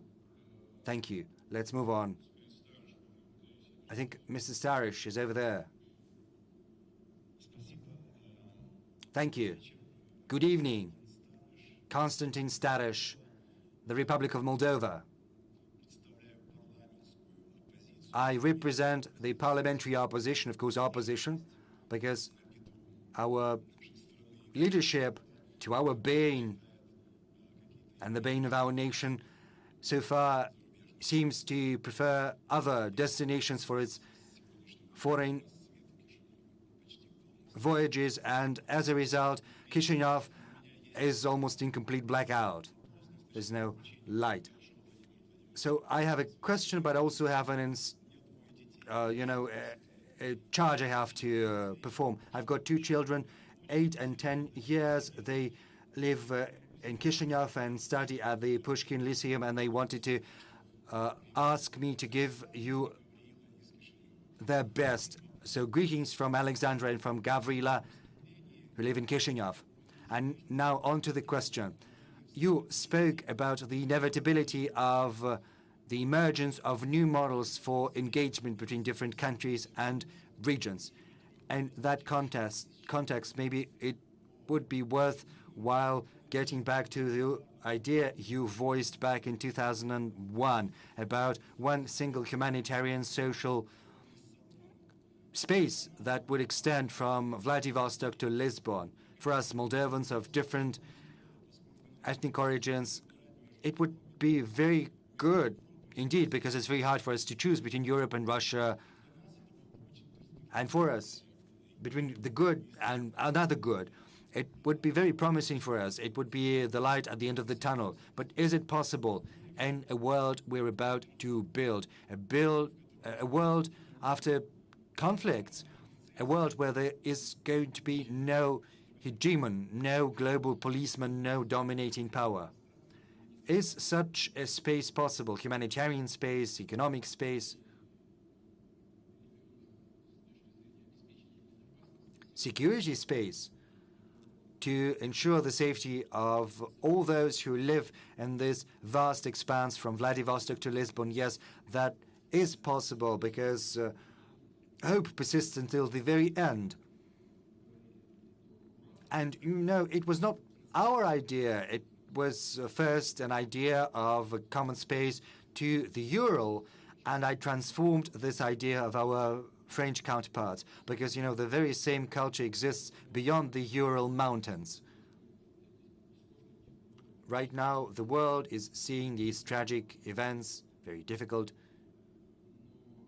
tribulations. But why not? In general, yes, it is possible to imagine, to conceive of. And I think that this way or another, this is going to happen, because as I pointed out, I spoke about Eurasia as a whole in my address, and I referred to the European part of Eurasia as well. But let me get back to what I said in my address. It's important for this European part of Eurasia to get its autonomy back. It's impossible to talk to your partner if they cannot decide anything and they have to get back to Washington on every little issue to ask their permission to do this, to do that. But this is what happens. I remember those difficult events around Syria when all of it started. One of the leaders came to me. We had a meeting. We agreed what we were going to do and how we were going to do in detail. And then this leader came to Washington from us. And then he gets back to Paris, and it's all forgotten, as if there had been no agreement with us whatsoever. But there were some agreements, concrete ones too, where we were going to move the fleet, the navy, and we had no objections. We agreed on everything. It's impossible to talk. And there's no point in talking. It's better to give a direct call to Washington instead. I'm not making this up. Of course, Europe protects its interests in economy in particular, but even that, not that well. You know, the gas pipelines were blown up, not ours. There are 5 European companies in Nord Stream 1, and all are keeping mum as if everything were going according to plan. And they have the audacity to point the finger at us, saying that Russia was the one to have blown its own gas pipelines. But it's absurd. I think Gazprom has published the photos of 2016. There was an explosive device, American-produced probably, that was next to the gas pipeline. They said they had lost it during some military exercises, and lost it in such a way that it turned out to be directly under a gas pipeline. And this explosive device was meant, I think, to eliminate undersea mines. There are photos demonstrating that. And the world media are not broadcasting that. No one is trying to disseminate this information. You cannot find it anywhere, neither in the media nor elsewhere. They use their monopoly promoting the information that suits them and killing off any information that they're not happy with. And that's why everyone is keeping silent.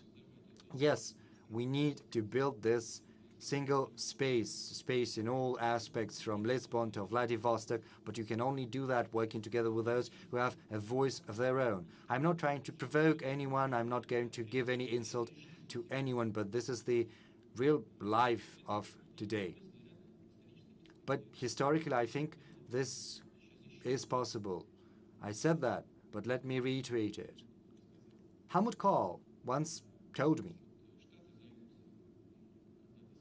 that the U.S. would turn to its own affairs in Latin America. He said Asia would develop strongly following its own path. He said if European civilization wants to preserve itself as a world center, then it has to be together with Russia. This is the position Helmut Kohl espoused. Right now, the current leadership of Germany probably has different views. But it's up to European countries to decide. But I would like to get back to what you started with. You said there was a blackout. We do not understand why this happened. We have nothing to do with that whatsoever. But why am I saying this? Everyone is always laying the blame for everything on Russia. If the lights go out somewhere or something else happens, Russia is always to blame. You know, this movie, a chapel of the 12th century, are we the ones to have destroyed it as well, as the famous movie says? But I would like to inform you. And what I'm going to tell you is truth and nothing but the truth. When we were engaged in talks with the Moldovan government on gas supplies, on gas prices, Gazprom decided to choose a fully pragmatic position, a market-based position, in negotiating a contract with Moldova on gas supplies. Moldova did not agree with Gazprom's position. it was insisting on gas price preferences. Gazprom was persevering in its position.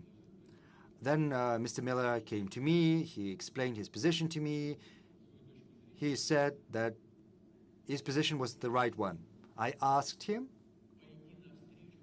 to accommodate the Moldovan requests, taking into account the financial and the economic capabilities of Moldova.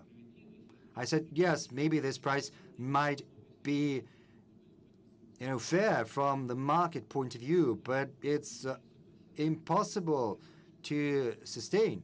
He did not fully agree, but he listened to me, and Gazprom decided to accommodate the government of Moldova, and a contract was entered into based on Moldovan terms, the terms proposed by the Moldovan government.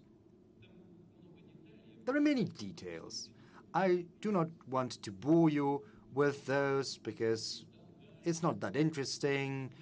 It is related to the current payments, to debts, to some prepayments. But as far as the price parameters go, we fully accommodated Moldova. And of course, payments have to be made. I think it's only logical. So why did it come to this when there's no electricity? I don't know why. Mr. President, you remembered Europe. A couple of months ago, there was a very interesting case. You spoke to President Macron sometime before the launch of the military operation, and it turned out that journalists were sitting in his office, and he was on speaker, and journalists took down every word that was spoken. What do you think about that? Well, I have a negative view of that. I think there are certain formats for interaction between leaders of countries, and these formats have to be adhered to, otherwise the trust will disappear. In general, there's, nothing bad if what we are talking about, if, our assessments make their way to journalists, but you have to warn about that. And you were not warned. No, I was not. Especially if it's a telephone conversation via a closed line, we always assume that these talks are confidential and they're not subject to publication. And whatever is published, it should be agreed upon by the two parties.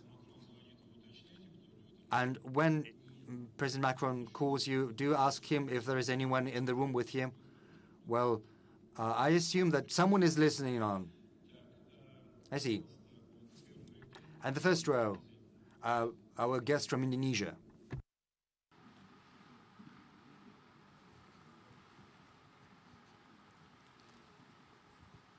Thank you. Mr. President, I like your speech so much because I think your speech really bring the spirit of building together, building stronger, something like that, like the tagline for the G20. So we are looking forward to your visit at G20 next month. What I'm going to ask you is about the title. The title today is Post-Hegemonic World, Justice and Security to Everyone. I wonder because President Sukarno, our president, in 1955, already said that all these security alliances is dangerous to the world. You are in Security Council, China in Security Council. Do you think you and China can just file this issue of, wipe out NATO, AUKUS, the Quad, of five-power defense arrangement, everything about it together? Is that possible? Number two, your fans in Indonesia is amazing. Everybody said "Ura" all the time. So my second question is, can I have a picture with you later? Thank you. Yes, with great pleasure, with such a beautiful woman, naturally. We have very good relations with Indonesia throughout the modern history, I have to say. And President Widodo, when he calls me, he talks to me and he addresses me as a brother, and I reciprocate. And we cherish the relation that we have with Indonesia. I'm thankful to the leadership and to the president for his invitation to G20. We will think on the way that we will be represented at a high level. Maybe I will travel, but I'll think about it.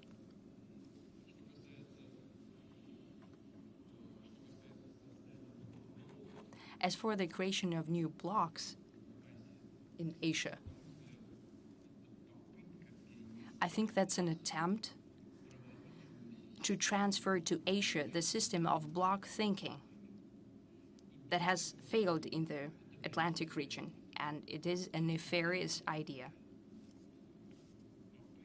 It is yet another attempt to be friends against someone, and in this case, to be friends against China. We not only do not support this attempt to resuscitate or reconstruct what was happening in the Atlantic, in the Asia-Pacific region, but we also believe that this is a very detrimental and dangerous endeavor.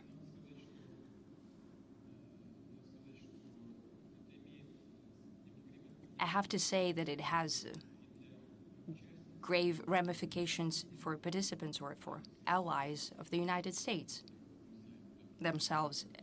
As we know, some submarines contracts have been taken away from them and so on. Well, nothing is done yet, but the negative consequences for the U.S. allies are already in place. If such practice continues, the number of these blunders will only increase. Naturally, we have always been against such policies. General Sharma wanted to ask a question. I know that. But first, please wait for the mic. In a post-hegemonic world, what role you expect India to play?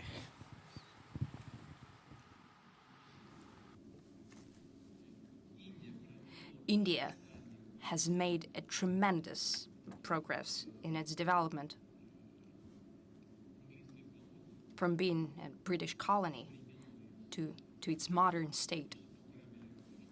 Almost 1.5 billion people, tangible development results. That gives reasons to everyone's respect and admiration for India.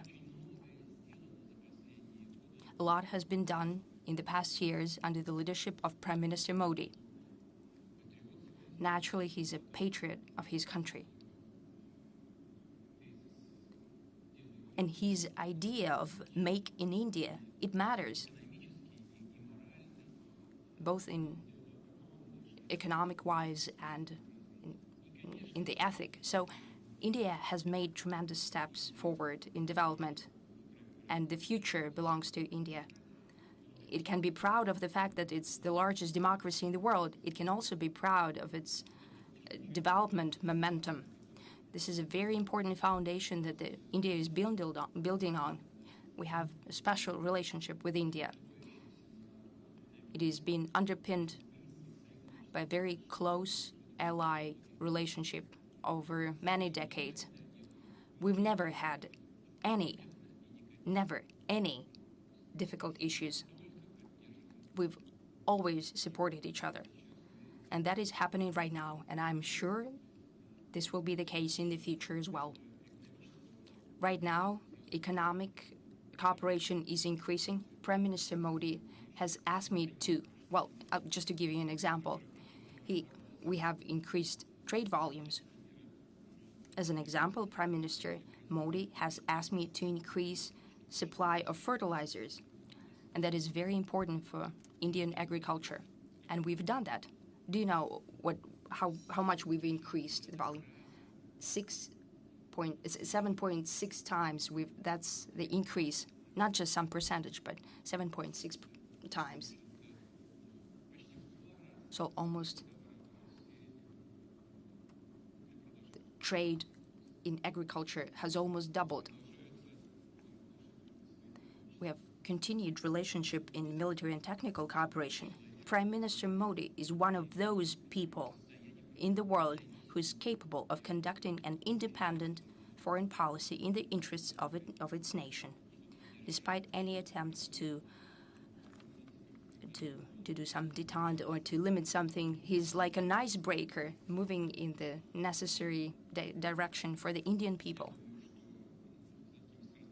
And I'm sure that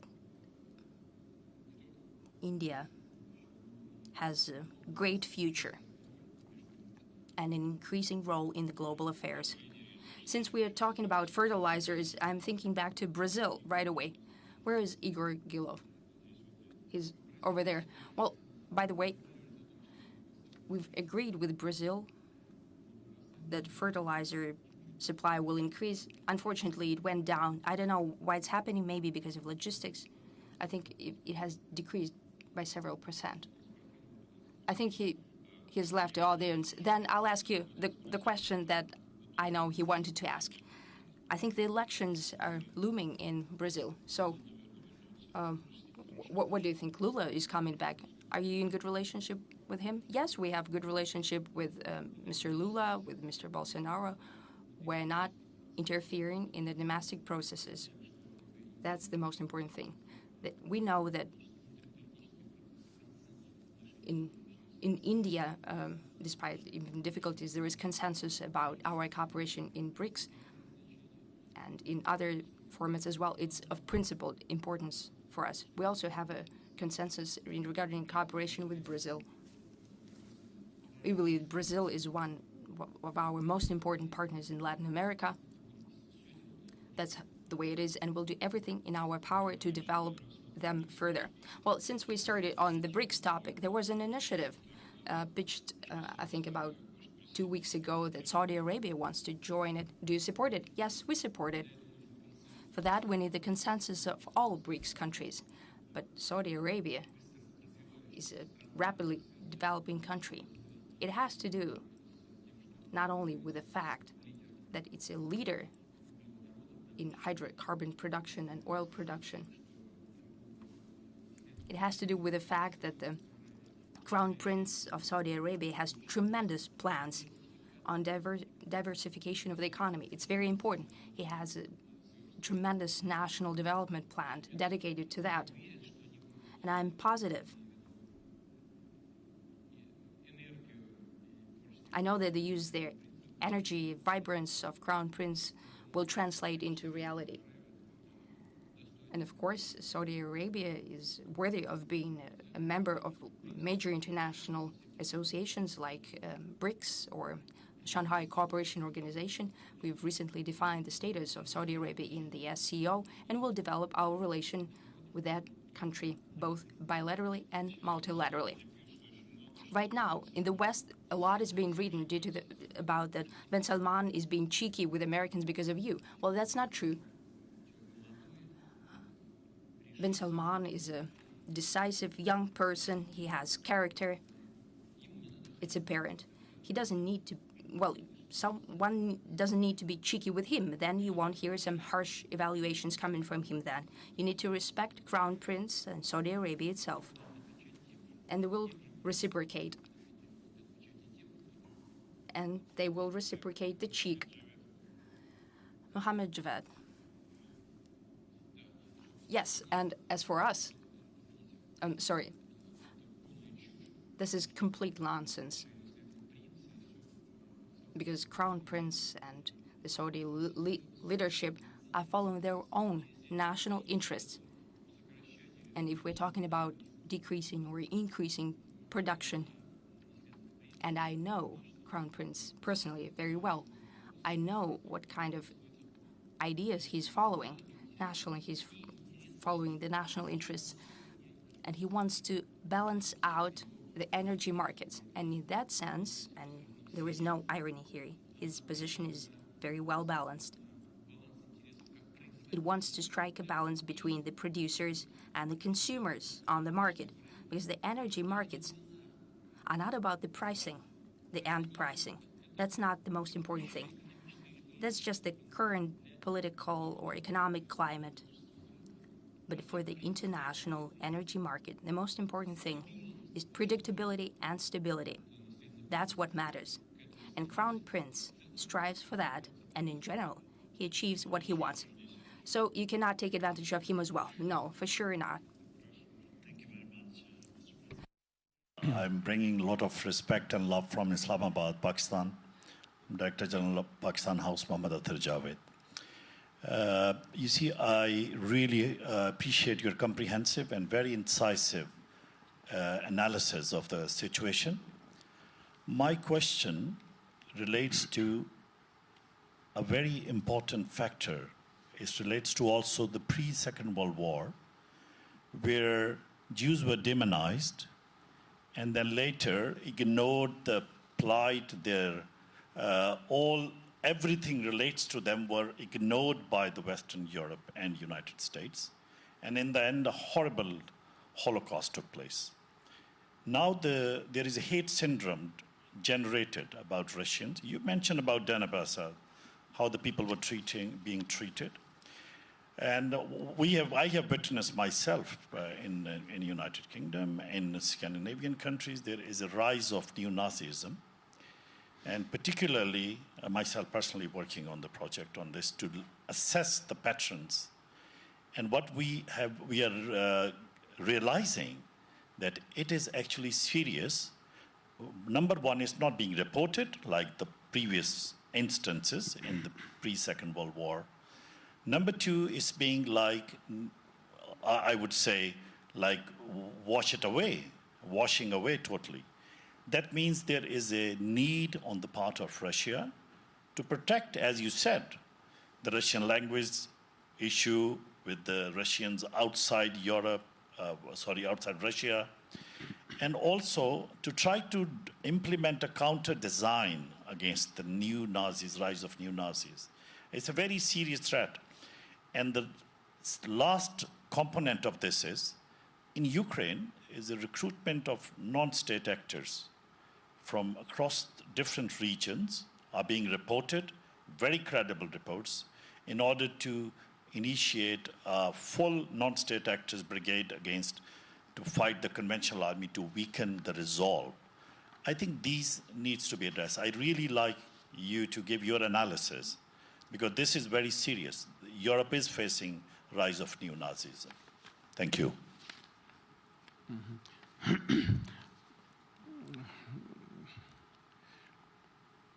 Вы знаете, мне кажется, что... You know, I think that one of the most serious and fundamental issues of those who allegedly care about the future of Ukraine, of the so-called Ukrainian nationalist,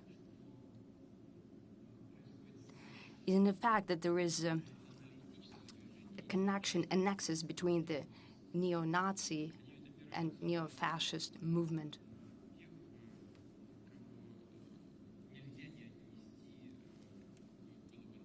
Because they are not those who can be called collaborationists or Nazis. They cannot be characterized as those who, upon task of the Nazi authorities, eliminated Jews, Russians, Poles, and others on the occupied territories during the Second World War. You cannot distinguish between today's Jingo, Petrist, and nationalist and Bandera followers. They're basically the same thing. And I think they're a tremendous issue. So when I spoke with our Western so-called partners, and I was telling them, look at what is happening in the streets of Kiev and other major cities, when there are swastikas being flaunted around by thousands of people, torch marches, and so on. Yes, we might have some manifestations as well. This is a very infectious disease in other countries as well, but we're fighting against it. But they support that at the national level. This is an issue. It's being disregarded and kept silent, but it exists. And the Jingo patriots in the Ukraine are not being moved by this or the ideas of nationalism. It's much more primitive. They're following an economic interest. They want to preserve billions of dollars in the Western banks that they've stolen from the Ukrainian nation.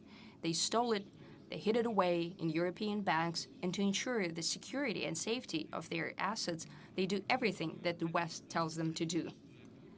Putting that in the shape of nationalism and presenting it to its own nation as a fight for the interest of the Ukrainian nation, that is what's happening in reality. They spare not a single Ukrainian. They're a fight against Russians. There are losses, and I'm talking about that knowingly, and I say that with regret. Sometimes losses are the ratio is 1 to 8 or 1 to 10, mostly 1 to 7 or 1 to 8 recently. They don't spare people. Whether real patriots of their country would allow that. But they're walking down this path with no regrets, not even thinking twice. Of course, they're not protecting their national interests. But this disease of nationalism is a living thing. But the fact that they're trying to disregard that this is neo-Nazism, that's a major issue for the Ukrainian regime and for those who are supporting them. But we cannot help but pay attention to it, and we'll always point it out. Also one of the preconditions for the current crisis. Mr. Kim?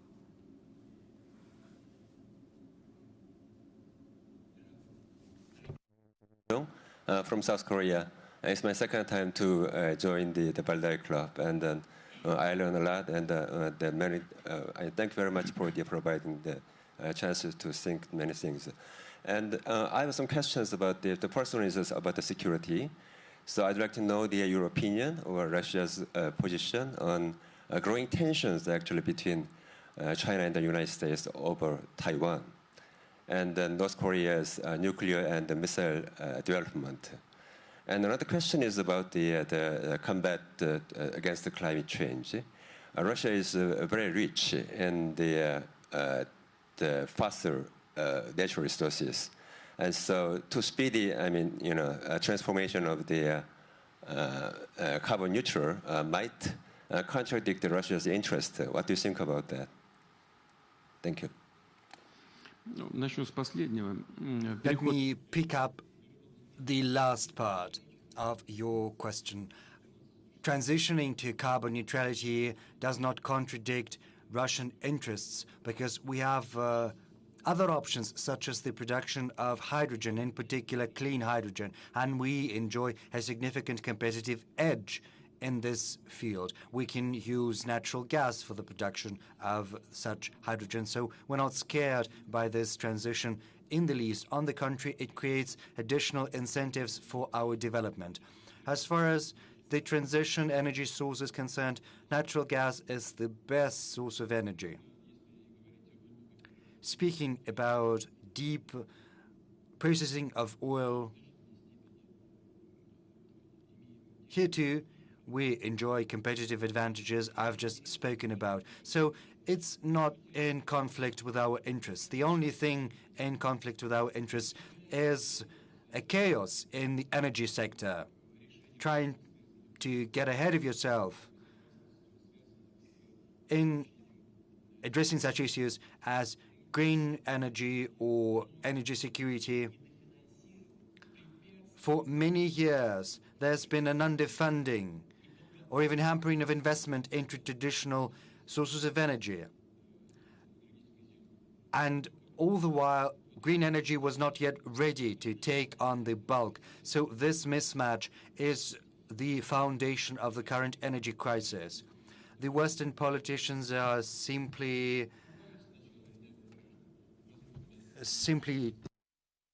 talking the talk, trying to scare their voters about the climate change. Then they get in power and they do not do anything they promised. And what we see is that they're getting back to using fuel oil or coal to produce energy. Yes, they did talk, beautiful talk, but we see the result.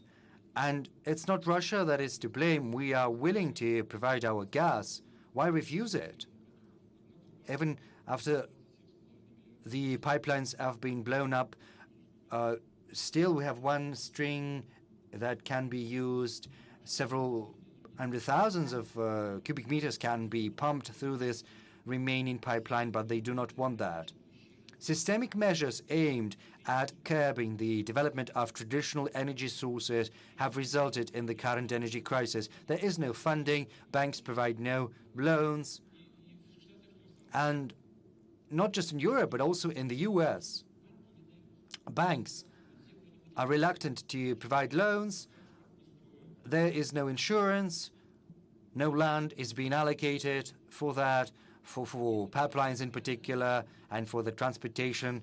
And it's been going on like this for years, a significant underfunding of traditional sources of energy. Hence the result.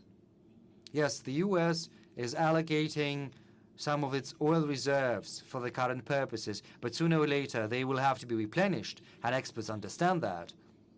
Today they are taking out of their strategic reserves. Tomorrow they will have to replenish them to supply. They say that they are going to replenish them once the prices go down, but so far they stay very high. So willy-nilly they will have to buy at high prices, and we've got nothing to do with that. To blame for that are the systemic errors committed by those who were supposed to care for this sector. Now, as for North Korea and Taiwan, Taiwan indubitably is an inherent part of the People's Republic of China, and this is the position we've always adhered to. It remains unchanged. All provocative gestures, such as the visits to Taiwan by the US highest dignitaries, are seen in Russia as nothing but a provocation. Why do that? Honestly, I cannot answer that. You know, I've known many of you for many years, and we speak the same language. But let's speak as if we're one family, in plain terms. You see this strategy in Ukraine. The whole West has pounced on us, trying to bring down our economy, funneling millions of dollars in arms, and Ukraine fighting Russia. So why sour their relations with China at the same time? Are they mad or what? It's against all common sense. Why did that old woman have to go to Taiwan, provoking China to respond, all while being unable to resolve the issue around Ukraine and Russia? It's absurd. Some might think that, you know, there's some calculation, but I think it was not calculated at all. All there is to it is arrogance and also sense of impunity. This is what underlies such irrational actions. Our position is clear. I've already expressed it.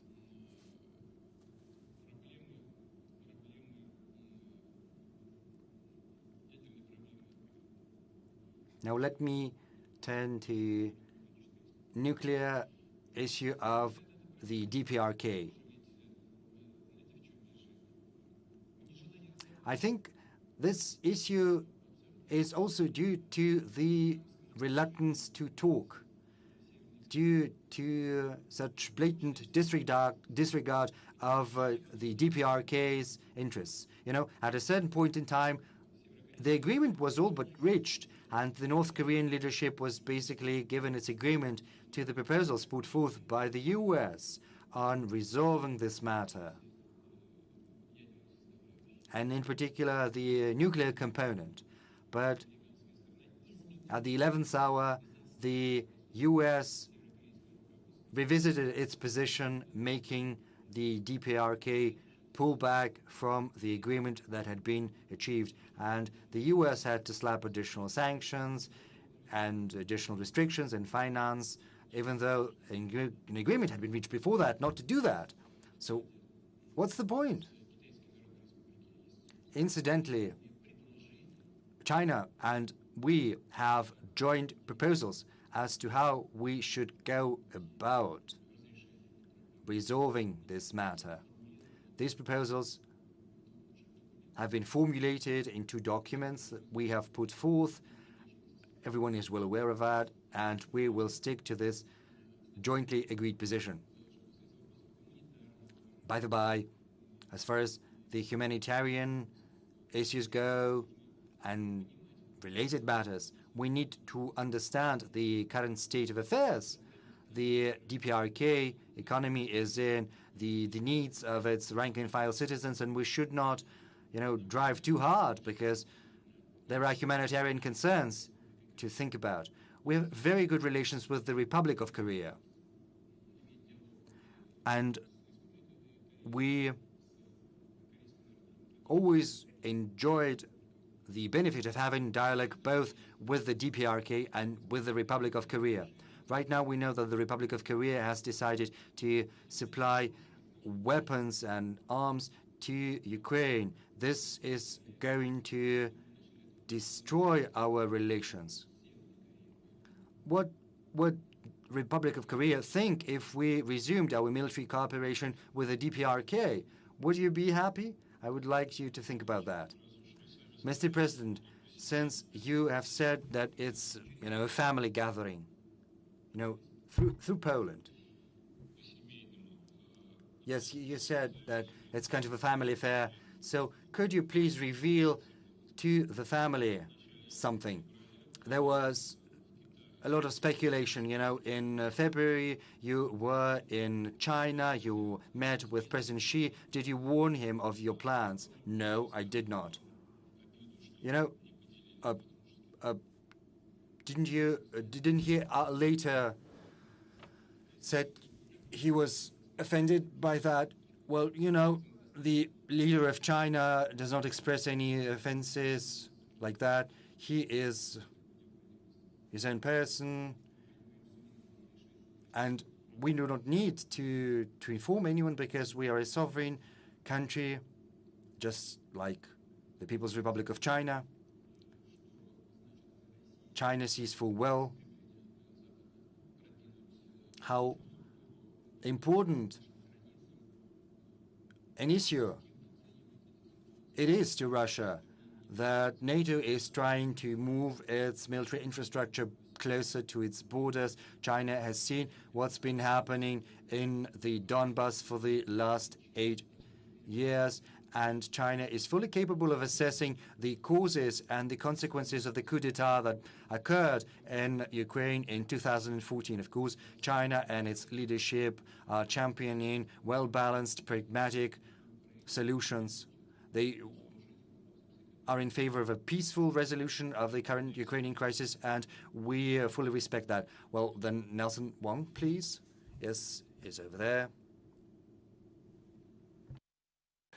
Thank you. I'm Nelson Wong from Shanghai, China. It's a real honor, Mr. President. In your remarks, you mentioned that the rule-based order that was often used and that is still being used by the West, they come from nowhere, which is actually quite true, and this is also discussed quite frequently over the past 4 days in our discussions. So my question to you, Mr. President, is that looking forward, we are actually moving into a time without superpower, which was the topic of the first day of this year's discussion. So since the US, as the only superpower, is losing its control, and we're moving into a new era.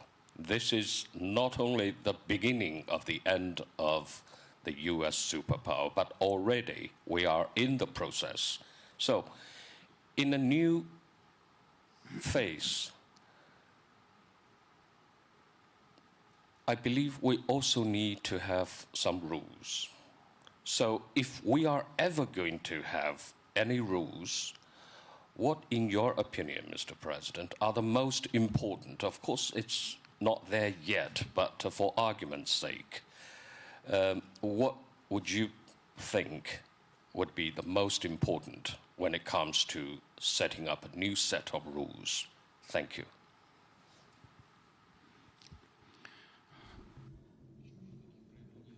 Well, such rules already exist, and they are enshrined in the UN Charter.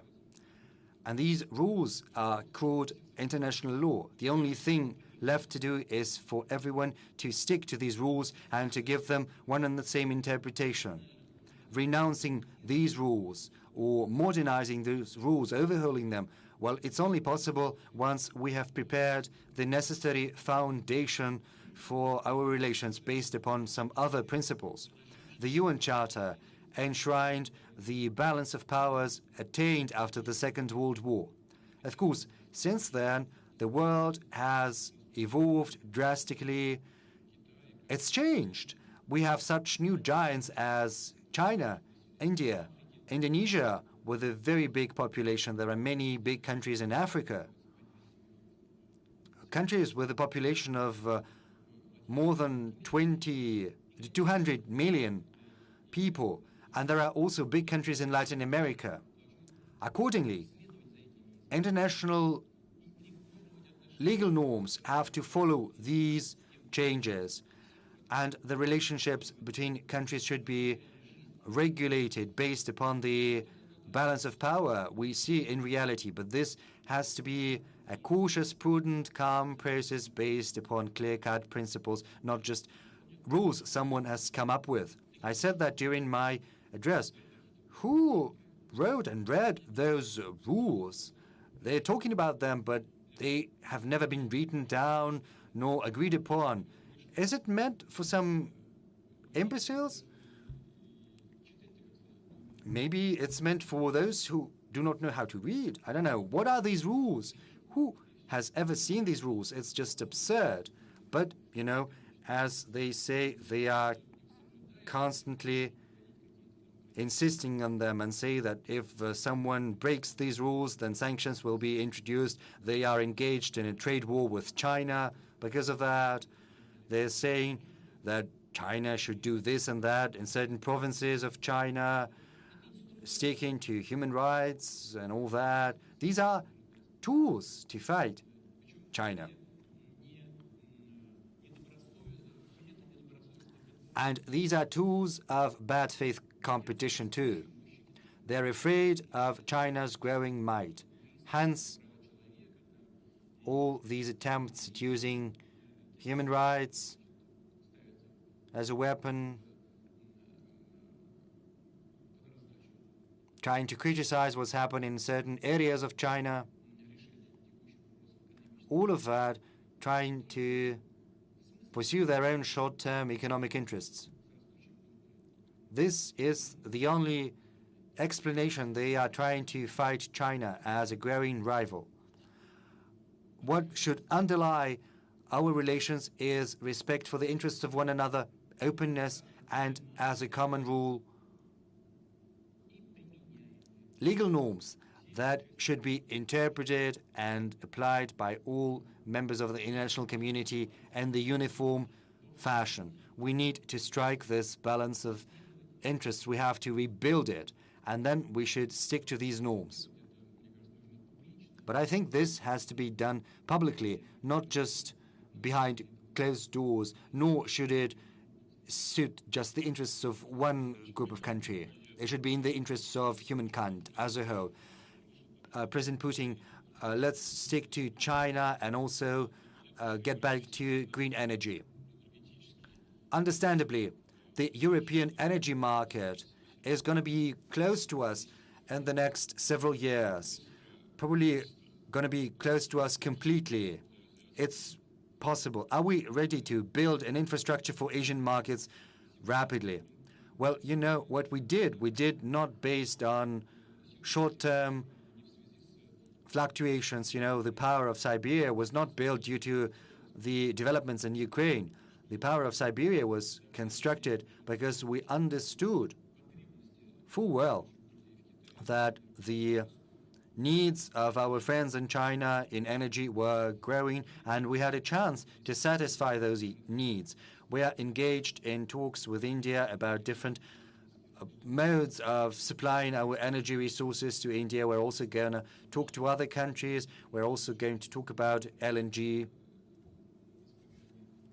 You know, our share in the world LNG market so far is quite modest, but growing nonetheless, and we're going to keep at it. And let me say that what we're doing is not due to the current developments. These are just general trends. In PPP terms, the economy of China is bigger than the US economy. It's a fact. And the needs of China are growing. Moreover, they are our friends and neighbors. We've got great relations with them. We have a common border with China. So why not supply energy resources to them? And the same goes for other Asian countries. We did that, and we are going to continue to do that. We have just agreed on a new system via Mongolia. Mongolia is interested, just as China is. We are going to allow our friends and partners to our mining capacities as we used to do with Europeans and Americans. If they want to pull out from our market, let them. There are others who'll take their place. Whether that's good for them, well, I think it's bad for them. They are pulling out from our market, suffering losses, but whoever wants to enter our market, we welcome them. We're open to cooperation, and this process is going to continue. Are we ready for that? Yes, we've been ready for many years, and this process will continue. I see no barrier we cannot overcome. There's no issue we cannot resolve. Colleagues, there in the back, there are two hands. Yes. Alexei Dermont, Minsk, Belarus. Before I ask my question, Mr. President, I would like to give the words of support to you from many Belarusians. I meet with them on many discussion platforms. We discuss Ukraine in particular and the current developments. To you and to Russia, who is fighting Nazism in Ukraine, I would like to express my ardent support. My question is as follows. The West is basically erecting walls, introducing blockade, and exercising sanctions pressure on Belarus and Russia. Due to that, of particular importance is the new North-South corridor. It's important financially and logistically, and it's important to fill it with concrete projects bringing together both Belarus and Russia. But don't you think that now that Asia is on the rise and the East is on the rise, we have not just to develop the material infrastructure, we should also pay greater attention to the cultural and humanitarian component to make sure that our ideas and values coincide with the Asian countries, Eastern countries. Yes, you're quite right, but that's the work that we're doing, not only because someone is erecting walls from the West, but we've just always done that. You see that the main part of the population of Russia is situated in the European part. However, the territory, the vast majority of the territory is beyond the Ural Mountains. So Russia is a Eurasian country, and we always keep that in mind, and we always remember that. We have traditionally developed our relations with the Asian countries. And especially now when we see this explosive growth, well, not right now, but over the course of several years, we've kept track of that.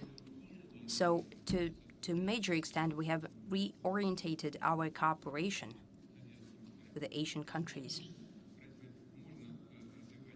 Naturally, it is impossible to develop economic ties without paying attention to the humanitarian component.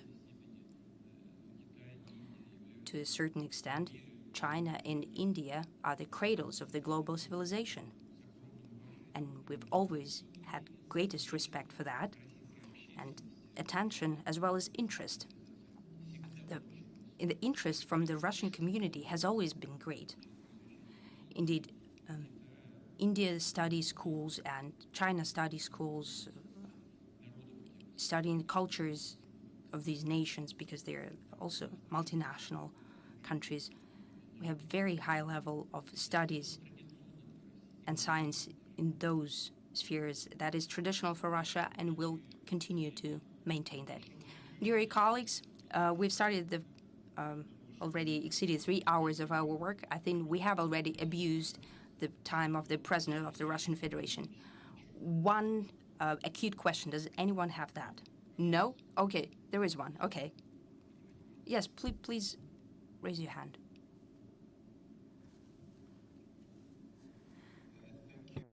Pilanim Tembu from South Africa, the Institute for Global Dialogue.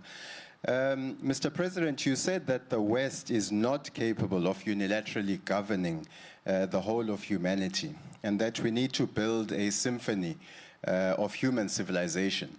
I'm interested in just an expansion of your thoughts on if we are to build a multipolar world order, on the importance of regional cooperation as a means of reinforcing and building the blocks of multipolarity.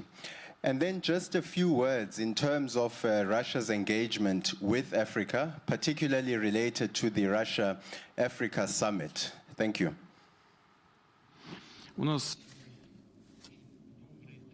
We have traditionally good relations with Africa on the whole, including South Africa, dating back to the times of the African fight for independence, of fighting against colonialism. And this unique relationship has been built over the time when Soviet Union, then Russia, has supported African states in their fight for their freedom. And this is the foundation of our relationship of the past decades, should be naturally used in the new conditions in order to build multilateral relations with the African states today, including South Africa, which, as we know, is a very effective and efficient partner within BRICS as well. We cherish that. We know the capacity of the South African Republic, and we're sure about the future of the African continent. And naturally, we'll develop our relationship with the African countries. Considering the traditional relations, also building new relationship with the countries in Africa. As to the essence of your question and its first part, I think I've already responded. I don't think I can really give it to you in a nutshell to give you all of the details of my position, but I think we need to strike a balance of interests. It is impossible to do in the conditions of hegemony of anyone trying to maintain hegemony of one country or a group of countries over the rest of humanity. And the hegemon will have to consider the legitimate demands of the majority of the global participants, and not just talk the talk, but walk the walk. Well, everyone is for supporting African countries, but just in their speeches. But what happens in practice? For example, what is being used today, the tool of dollar or other currencies, for example, euro. What is happening in reality? $5.9 trillion were printed and 2.9 trillion euros were printed over the past years. Where did this money go? It all went to buy up goods in global markets. And the United States turned from being into a producer and exporter of food into an importer of food. They started to buy up foods due to the fact that they have the printing press. That's what financial monopoly leads to. We have deficit right away. there were low harvests previous years, then the pandemic cut down in production, but they've printed a lot of money in fighting the pandemic. They've given it to their population. The prices went up. And who suffers first and foremost? African countries, well, Latin America and Asia as well. Is anyone thinking about that? Naturally, those who are doing that, they think about that. They don't care about the consequences. They have their own interests in mind, regardless of the consequences for the African countries, for example.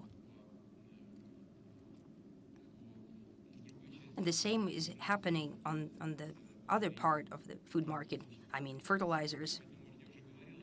How can that happen? I'll repeat it once again.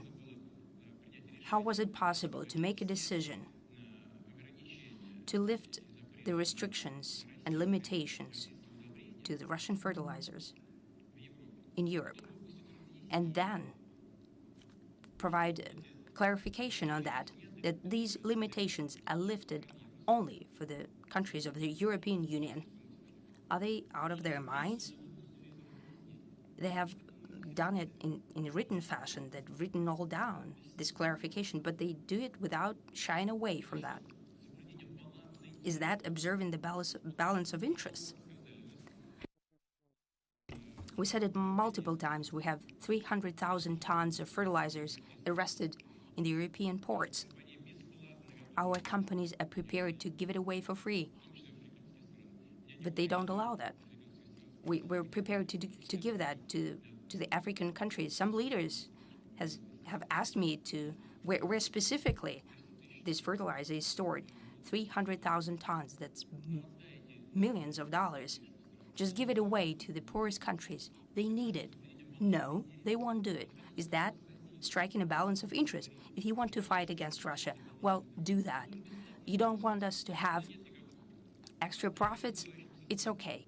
We're just giving it away for free to the developing countries. But what they are doing is only pushing the prices up, global prices up. They have an interest in that, seemingly. Is that a balance of interest? How do we achieve a stable relationship? We need to strike this balance. We need to act according to the norms that we're calling the norms of international law. We need to agree on them and then to stick to them. Also, in financial sphere, we need to create an independent financial system of payments that I have already mentioned. I've given you specific examples. What the unlimited emission of main currencies leads to. It has practical consequences, including and primarily for the developing countries. I want to go back to that. So, for the world to be stable, we need to achieve a balance of interest. Yes, please. Someone was raising hand over there. Okay. Yeah, please give them the mic. Who was raising the hand? Natalia, I think. Yes. Do you think you don't look like Natalia? Come for a deeper integration of the space of the ex-Soviet Union? And my second question is, what is your message to the simple, average citizen of a Western country? If you had in front of you such a citizen, what would be your message? Well, the first thing, as for the integration, that is a very delicate matter. And I think that we need to do the same thing. I think the same thing applies to what I was saying. We need to strike a balance of interests. And it needs to be done professionally, without haste.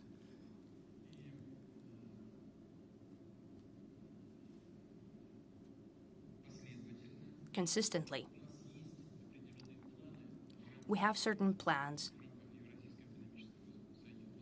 within the Eurasian Economic Union.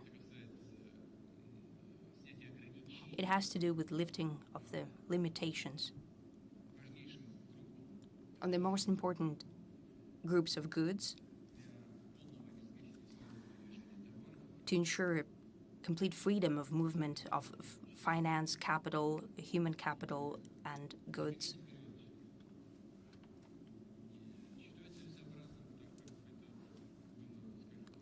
I don't think we need to get ahead of ourselves as it happened in the European Union, because certain countries with a certain level of development got into Eurozone and later they didn't know what to do because they had issues. When the inflation instrument becomes unavailable to offset the situation in the economy, for example, the well-known Greece situation that applies to other countries as well. We shouldn't get ahead of ourselves, but we need to be consistent in the implementation of the plans that we have outlined. We know what needs to be done in this direction and we'll do it, considering the positions of all participants of the process. As for our message to the regular citizens of the Western countries, of the United States and Europe, I'd like to say the main thing. Fight for higher wages. Now, that's number one. Do not believe that Russia is your enemy or adversary. Russia is your friend. And for decades, we've done everything, and we are prepared to do that in the future to strengthen our relationship. In this regard, it just came to my mind a short, funny story that I told my colleagues. One of my friends from Germany told me this funny story recently. Imagine a family, a father. Well, a son asks his father, "Father, why is it so cold?" And the father answers, "Because Russia has attacked Ukraine." And the child asks, "And what do we have to do with that?" "We introduced the sanction against Russians." "What for?" "For them to suffer." Are we Russians? I'd like to say that all issues here I'm appealing to the citizens of the European Union and to the US as well. All issues that manifest themselves have nothing to do with Russian actions. It has to do with systemic failures of your political leadership, of the political leadership of your countries, in energy, in food, and in monetary policy. That has led to an unprecedented inflation and energy deficit. Russia has nothing to do with it. That is the result of systemic mistakes of the leadership of your country. There needs to be a sober stock taking of the situation, and you need to strive for the change of the policy, of the economic policy. As for the international policy, this is always a sovereign decision of the countries, but it needs to be based on the opinion of the electorate, of the voters, regular citizens of the country. But the citizens must know, and I'll finish with that, with what I've started with. Russia is not an enemy, and it never had any nefarious intentions against the European countries or United States. And we know that Russia has a lot of friends there. We'll build our relationship with the so-called collective West based on that part of the population of the European countries and the United States. And the call to fight for higher wages, does it apply to the Russian citizens as well? Yes, great. Everyone has heard that. And I have to say that this is one of the principal issues that the government should deal with. And the trade unions are doing that precisely, despite everything. Despite special operations, or there is a complex dialogue in trilateral commission between the representatives of the employer, trade unions, and the government. This dialogue continues. We see that the nominal wages of the population is increasing. However, the real disposable income has decreased. I mean, the state of the Russian economy. With that state, we can solve this issue, and we need to do that in accordance with the plans of the Russian government. I hope that all tasks that we're facing will be solved. Thank you. So, well, I think, Mr. President, do not give orders here. I give orders here. I think this is called hegemony. Well, we haven't overcome it yet. Colleagues, I suggest we do a rapid Q&A. Let's start with Natalia, who was left out, then 2 other questions, and we'll wrap it up. Natalia, please. Good evening. Natalia Caesar, African Business Initiative Center. I've been doing international relationships for 15 years and public diplomacy as well. I'm a person who builds bridges. It's important for me to project the future actions. It's apparent that we're facing a new historical era. So when we turn the chapter of the current events, we'll need to shape new or other institutions for international partnership. And I think that we're not talking about the countries who've decided which side they're on, but countries who, due to their geopolitical situation, cannot openly express their position. Mr. President, how do you see the future institutions for international partnership?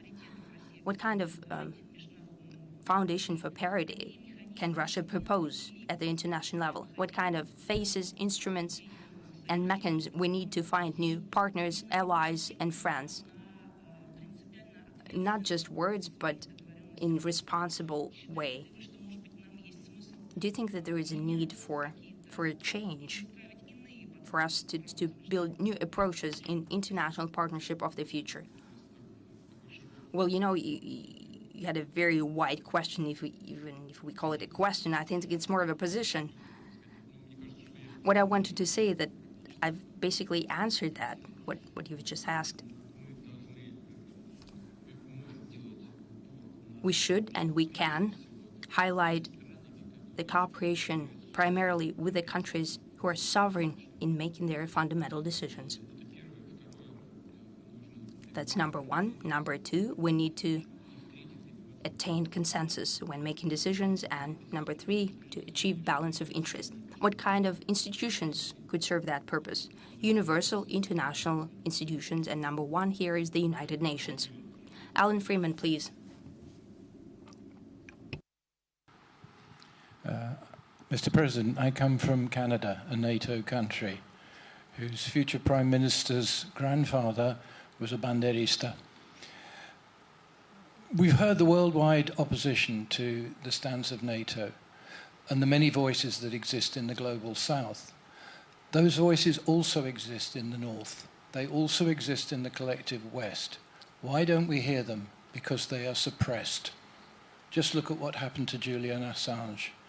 The media, the political elites, the academic elites have mounted an unprecedented campaign which is racist and Russophobic, which intimidates people to prevent them expressing the full extent of their disagreement with what their governments are doing.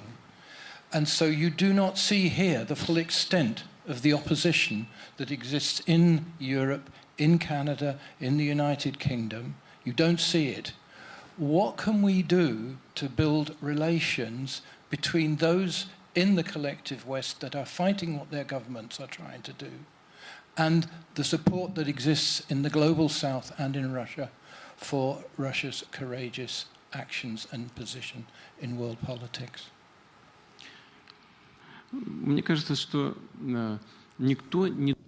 Well, I think no one should sacrifice anything. As far as their national interests go, you have to fight for your national interests. And we will work in harmony with you, in sync, as it were. Certainly, we do not know in detail how the political fight is unfolding in the collective West. Something you've just said, you know far better than I do what's happening over there. You know that as far as our opposition goes, special services are working with it. You know how the West is acting. Hundreds of millions of dollars, if not billions of dollars, are spent via different channels to support opposition in our country. They're coming up with different ways of sending these resources over, and we find it hard to keep track and keep up. But we're not doing anything like that. But be that as it may, as I said in my speech, our very position on the fundamental issues of development, of international relations in particular, of development of society, we believe this position is attractive to a large number of people, not just in the West, but across the world. We know there are many supporters, many proponents over in the Western countries. And based on these proponents and supporters, we will build further our relations with the collective West. And to you, I would like to wish you every success in your fight for your national interests. I think this will be sufficient for us to be able to build good relations with Russia. Well, let's give me the last word. I would like to ask to raise your hand. Well, anyone who is there, raise your hand and I'll answer your question. Gabashtiat, please.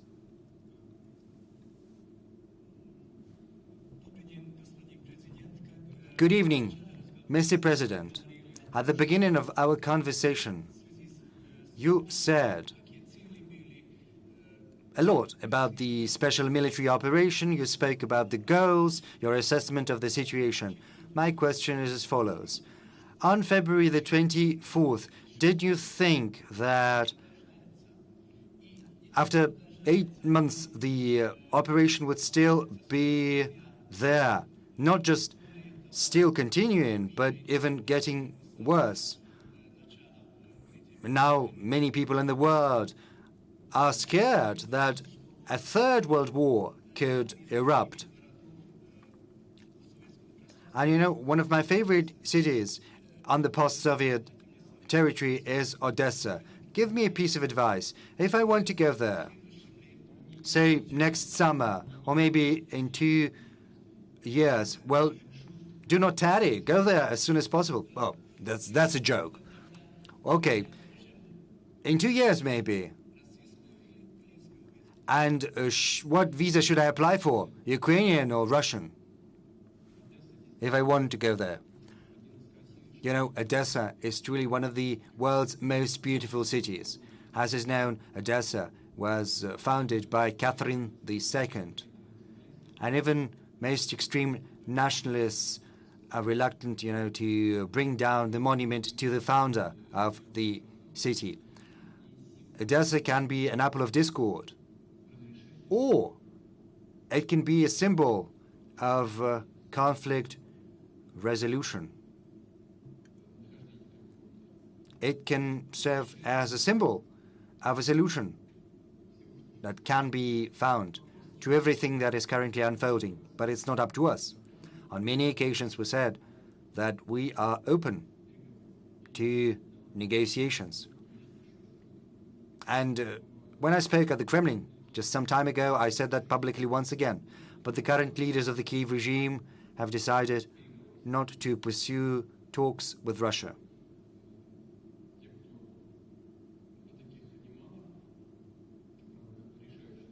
There are many, but, you know, there are those who have this final say in Washington, and it's very easy for them, you know, to solve this issue. They need to give the proper signal to Kiev for them to change their position to seek a peaceful solution. And that'll do it.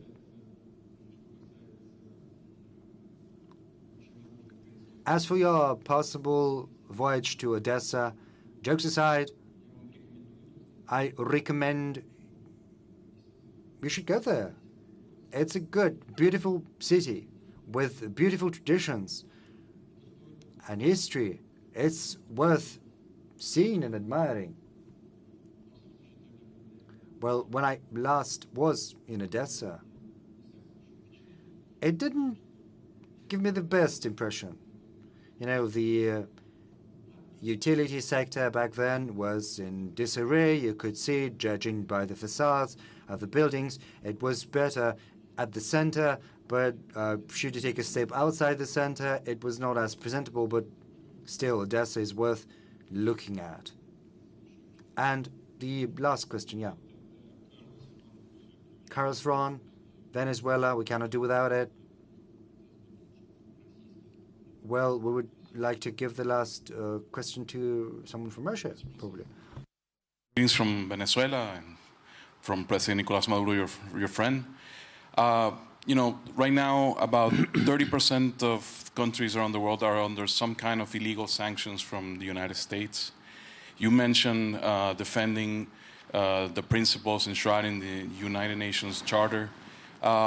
Last month, the group of Friends in Defense of the Charter met in New York, and one of the issues they addressed was contributing to create a zone free of illegal sanctions where business can take place and we can be free of those impositions.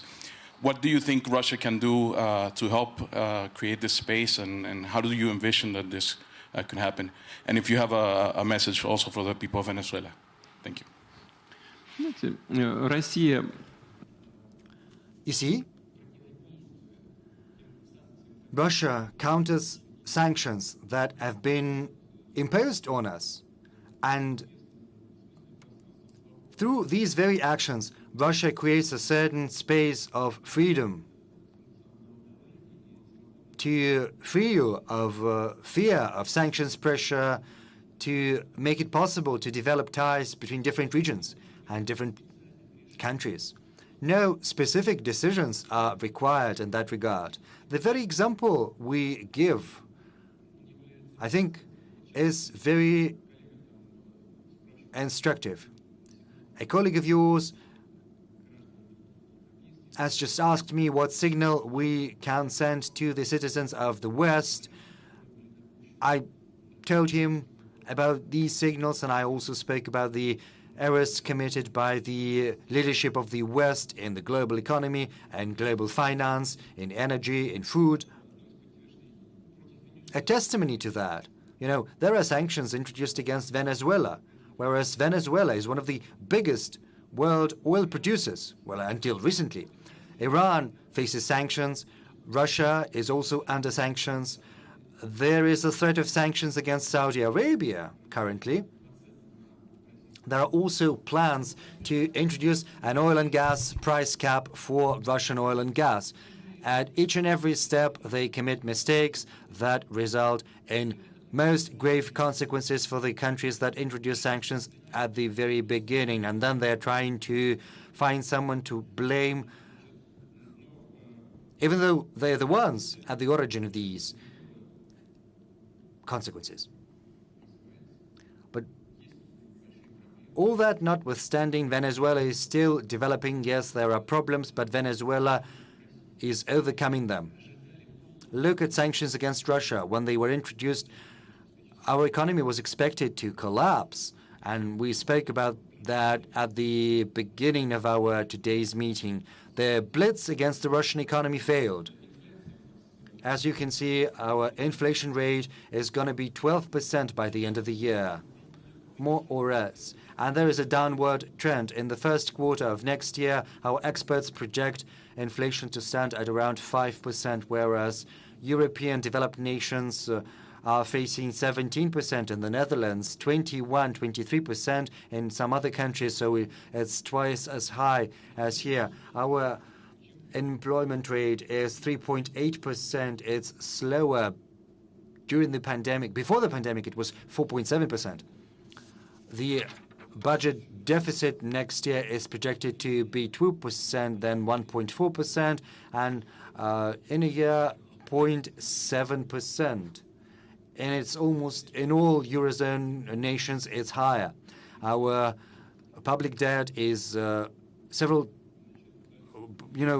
by magnitudes, it's smaller than in the US or in the European countries. Yes, this year our economy is projected to contract by 2.9, 2.8%. Yes, it's going to contract. But the industrial output and the manufacturing will stay at the same level. The construction sector has grown by 5% during the first 8 months of this year, by 5.1%. Our agriculture has doubled. We see a bigger volume of lending both to the corporate sector and to consumers. We are witnessing a growth in lending. It's true there are some issues due to an outflow of money from the banks due to the events you're well aware of, but right now the money is getting back because rather than keep money in a box at home, losing it due to inflation, it's better to put the money in the bank because our banking system is highly resilient, so the lending rates are going up. You asked me what Russia can do to create conditions, to be free of these sanctions, to develop steadily.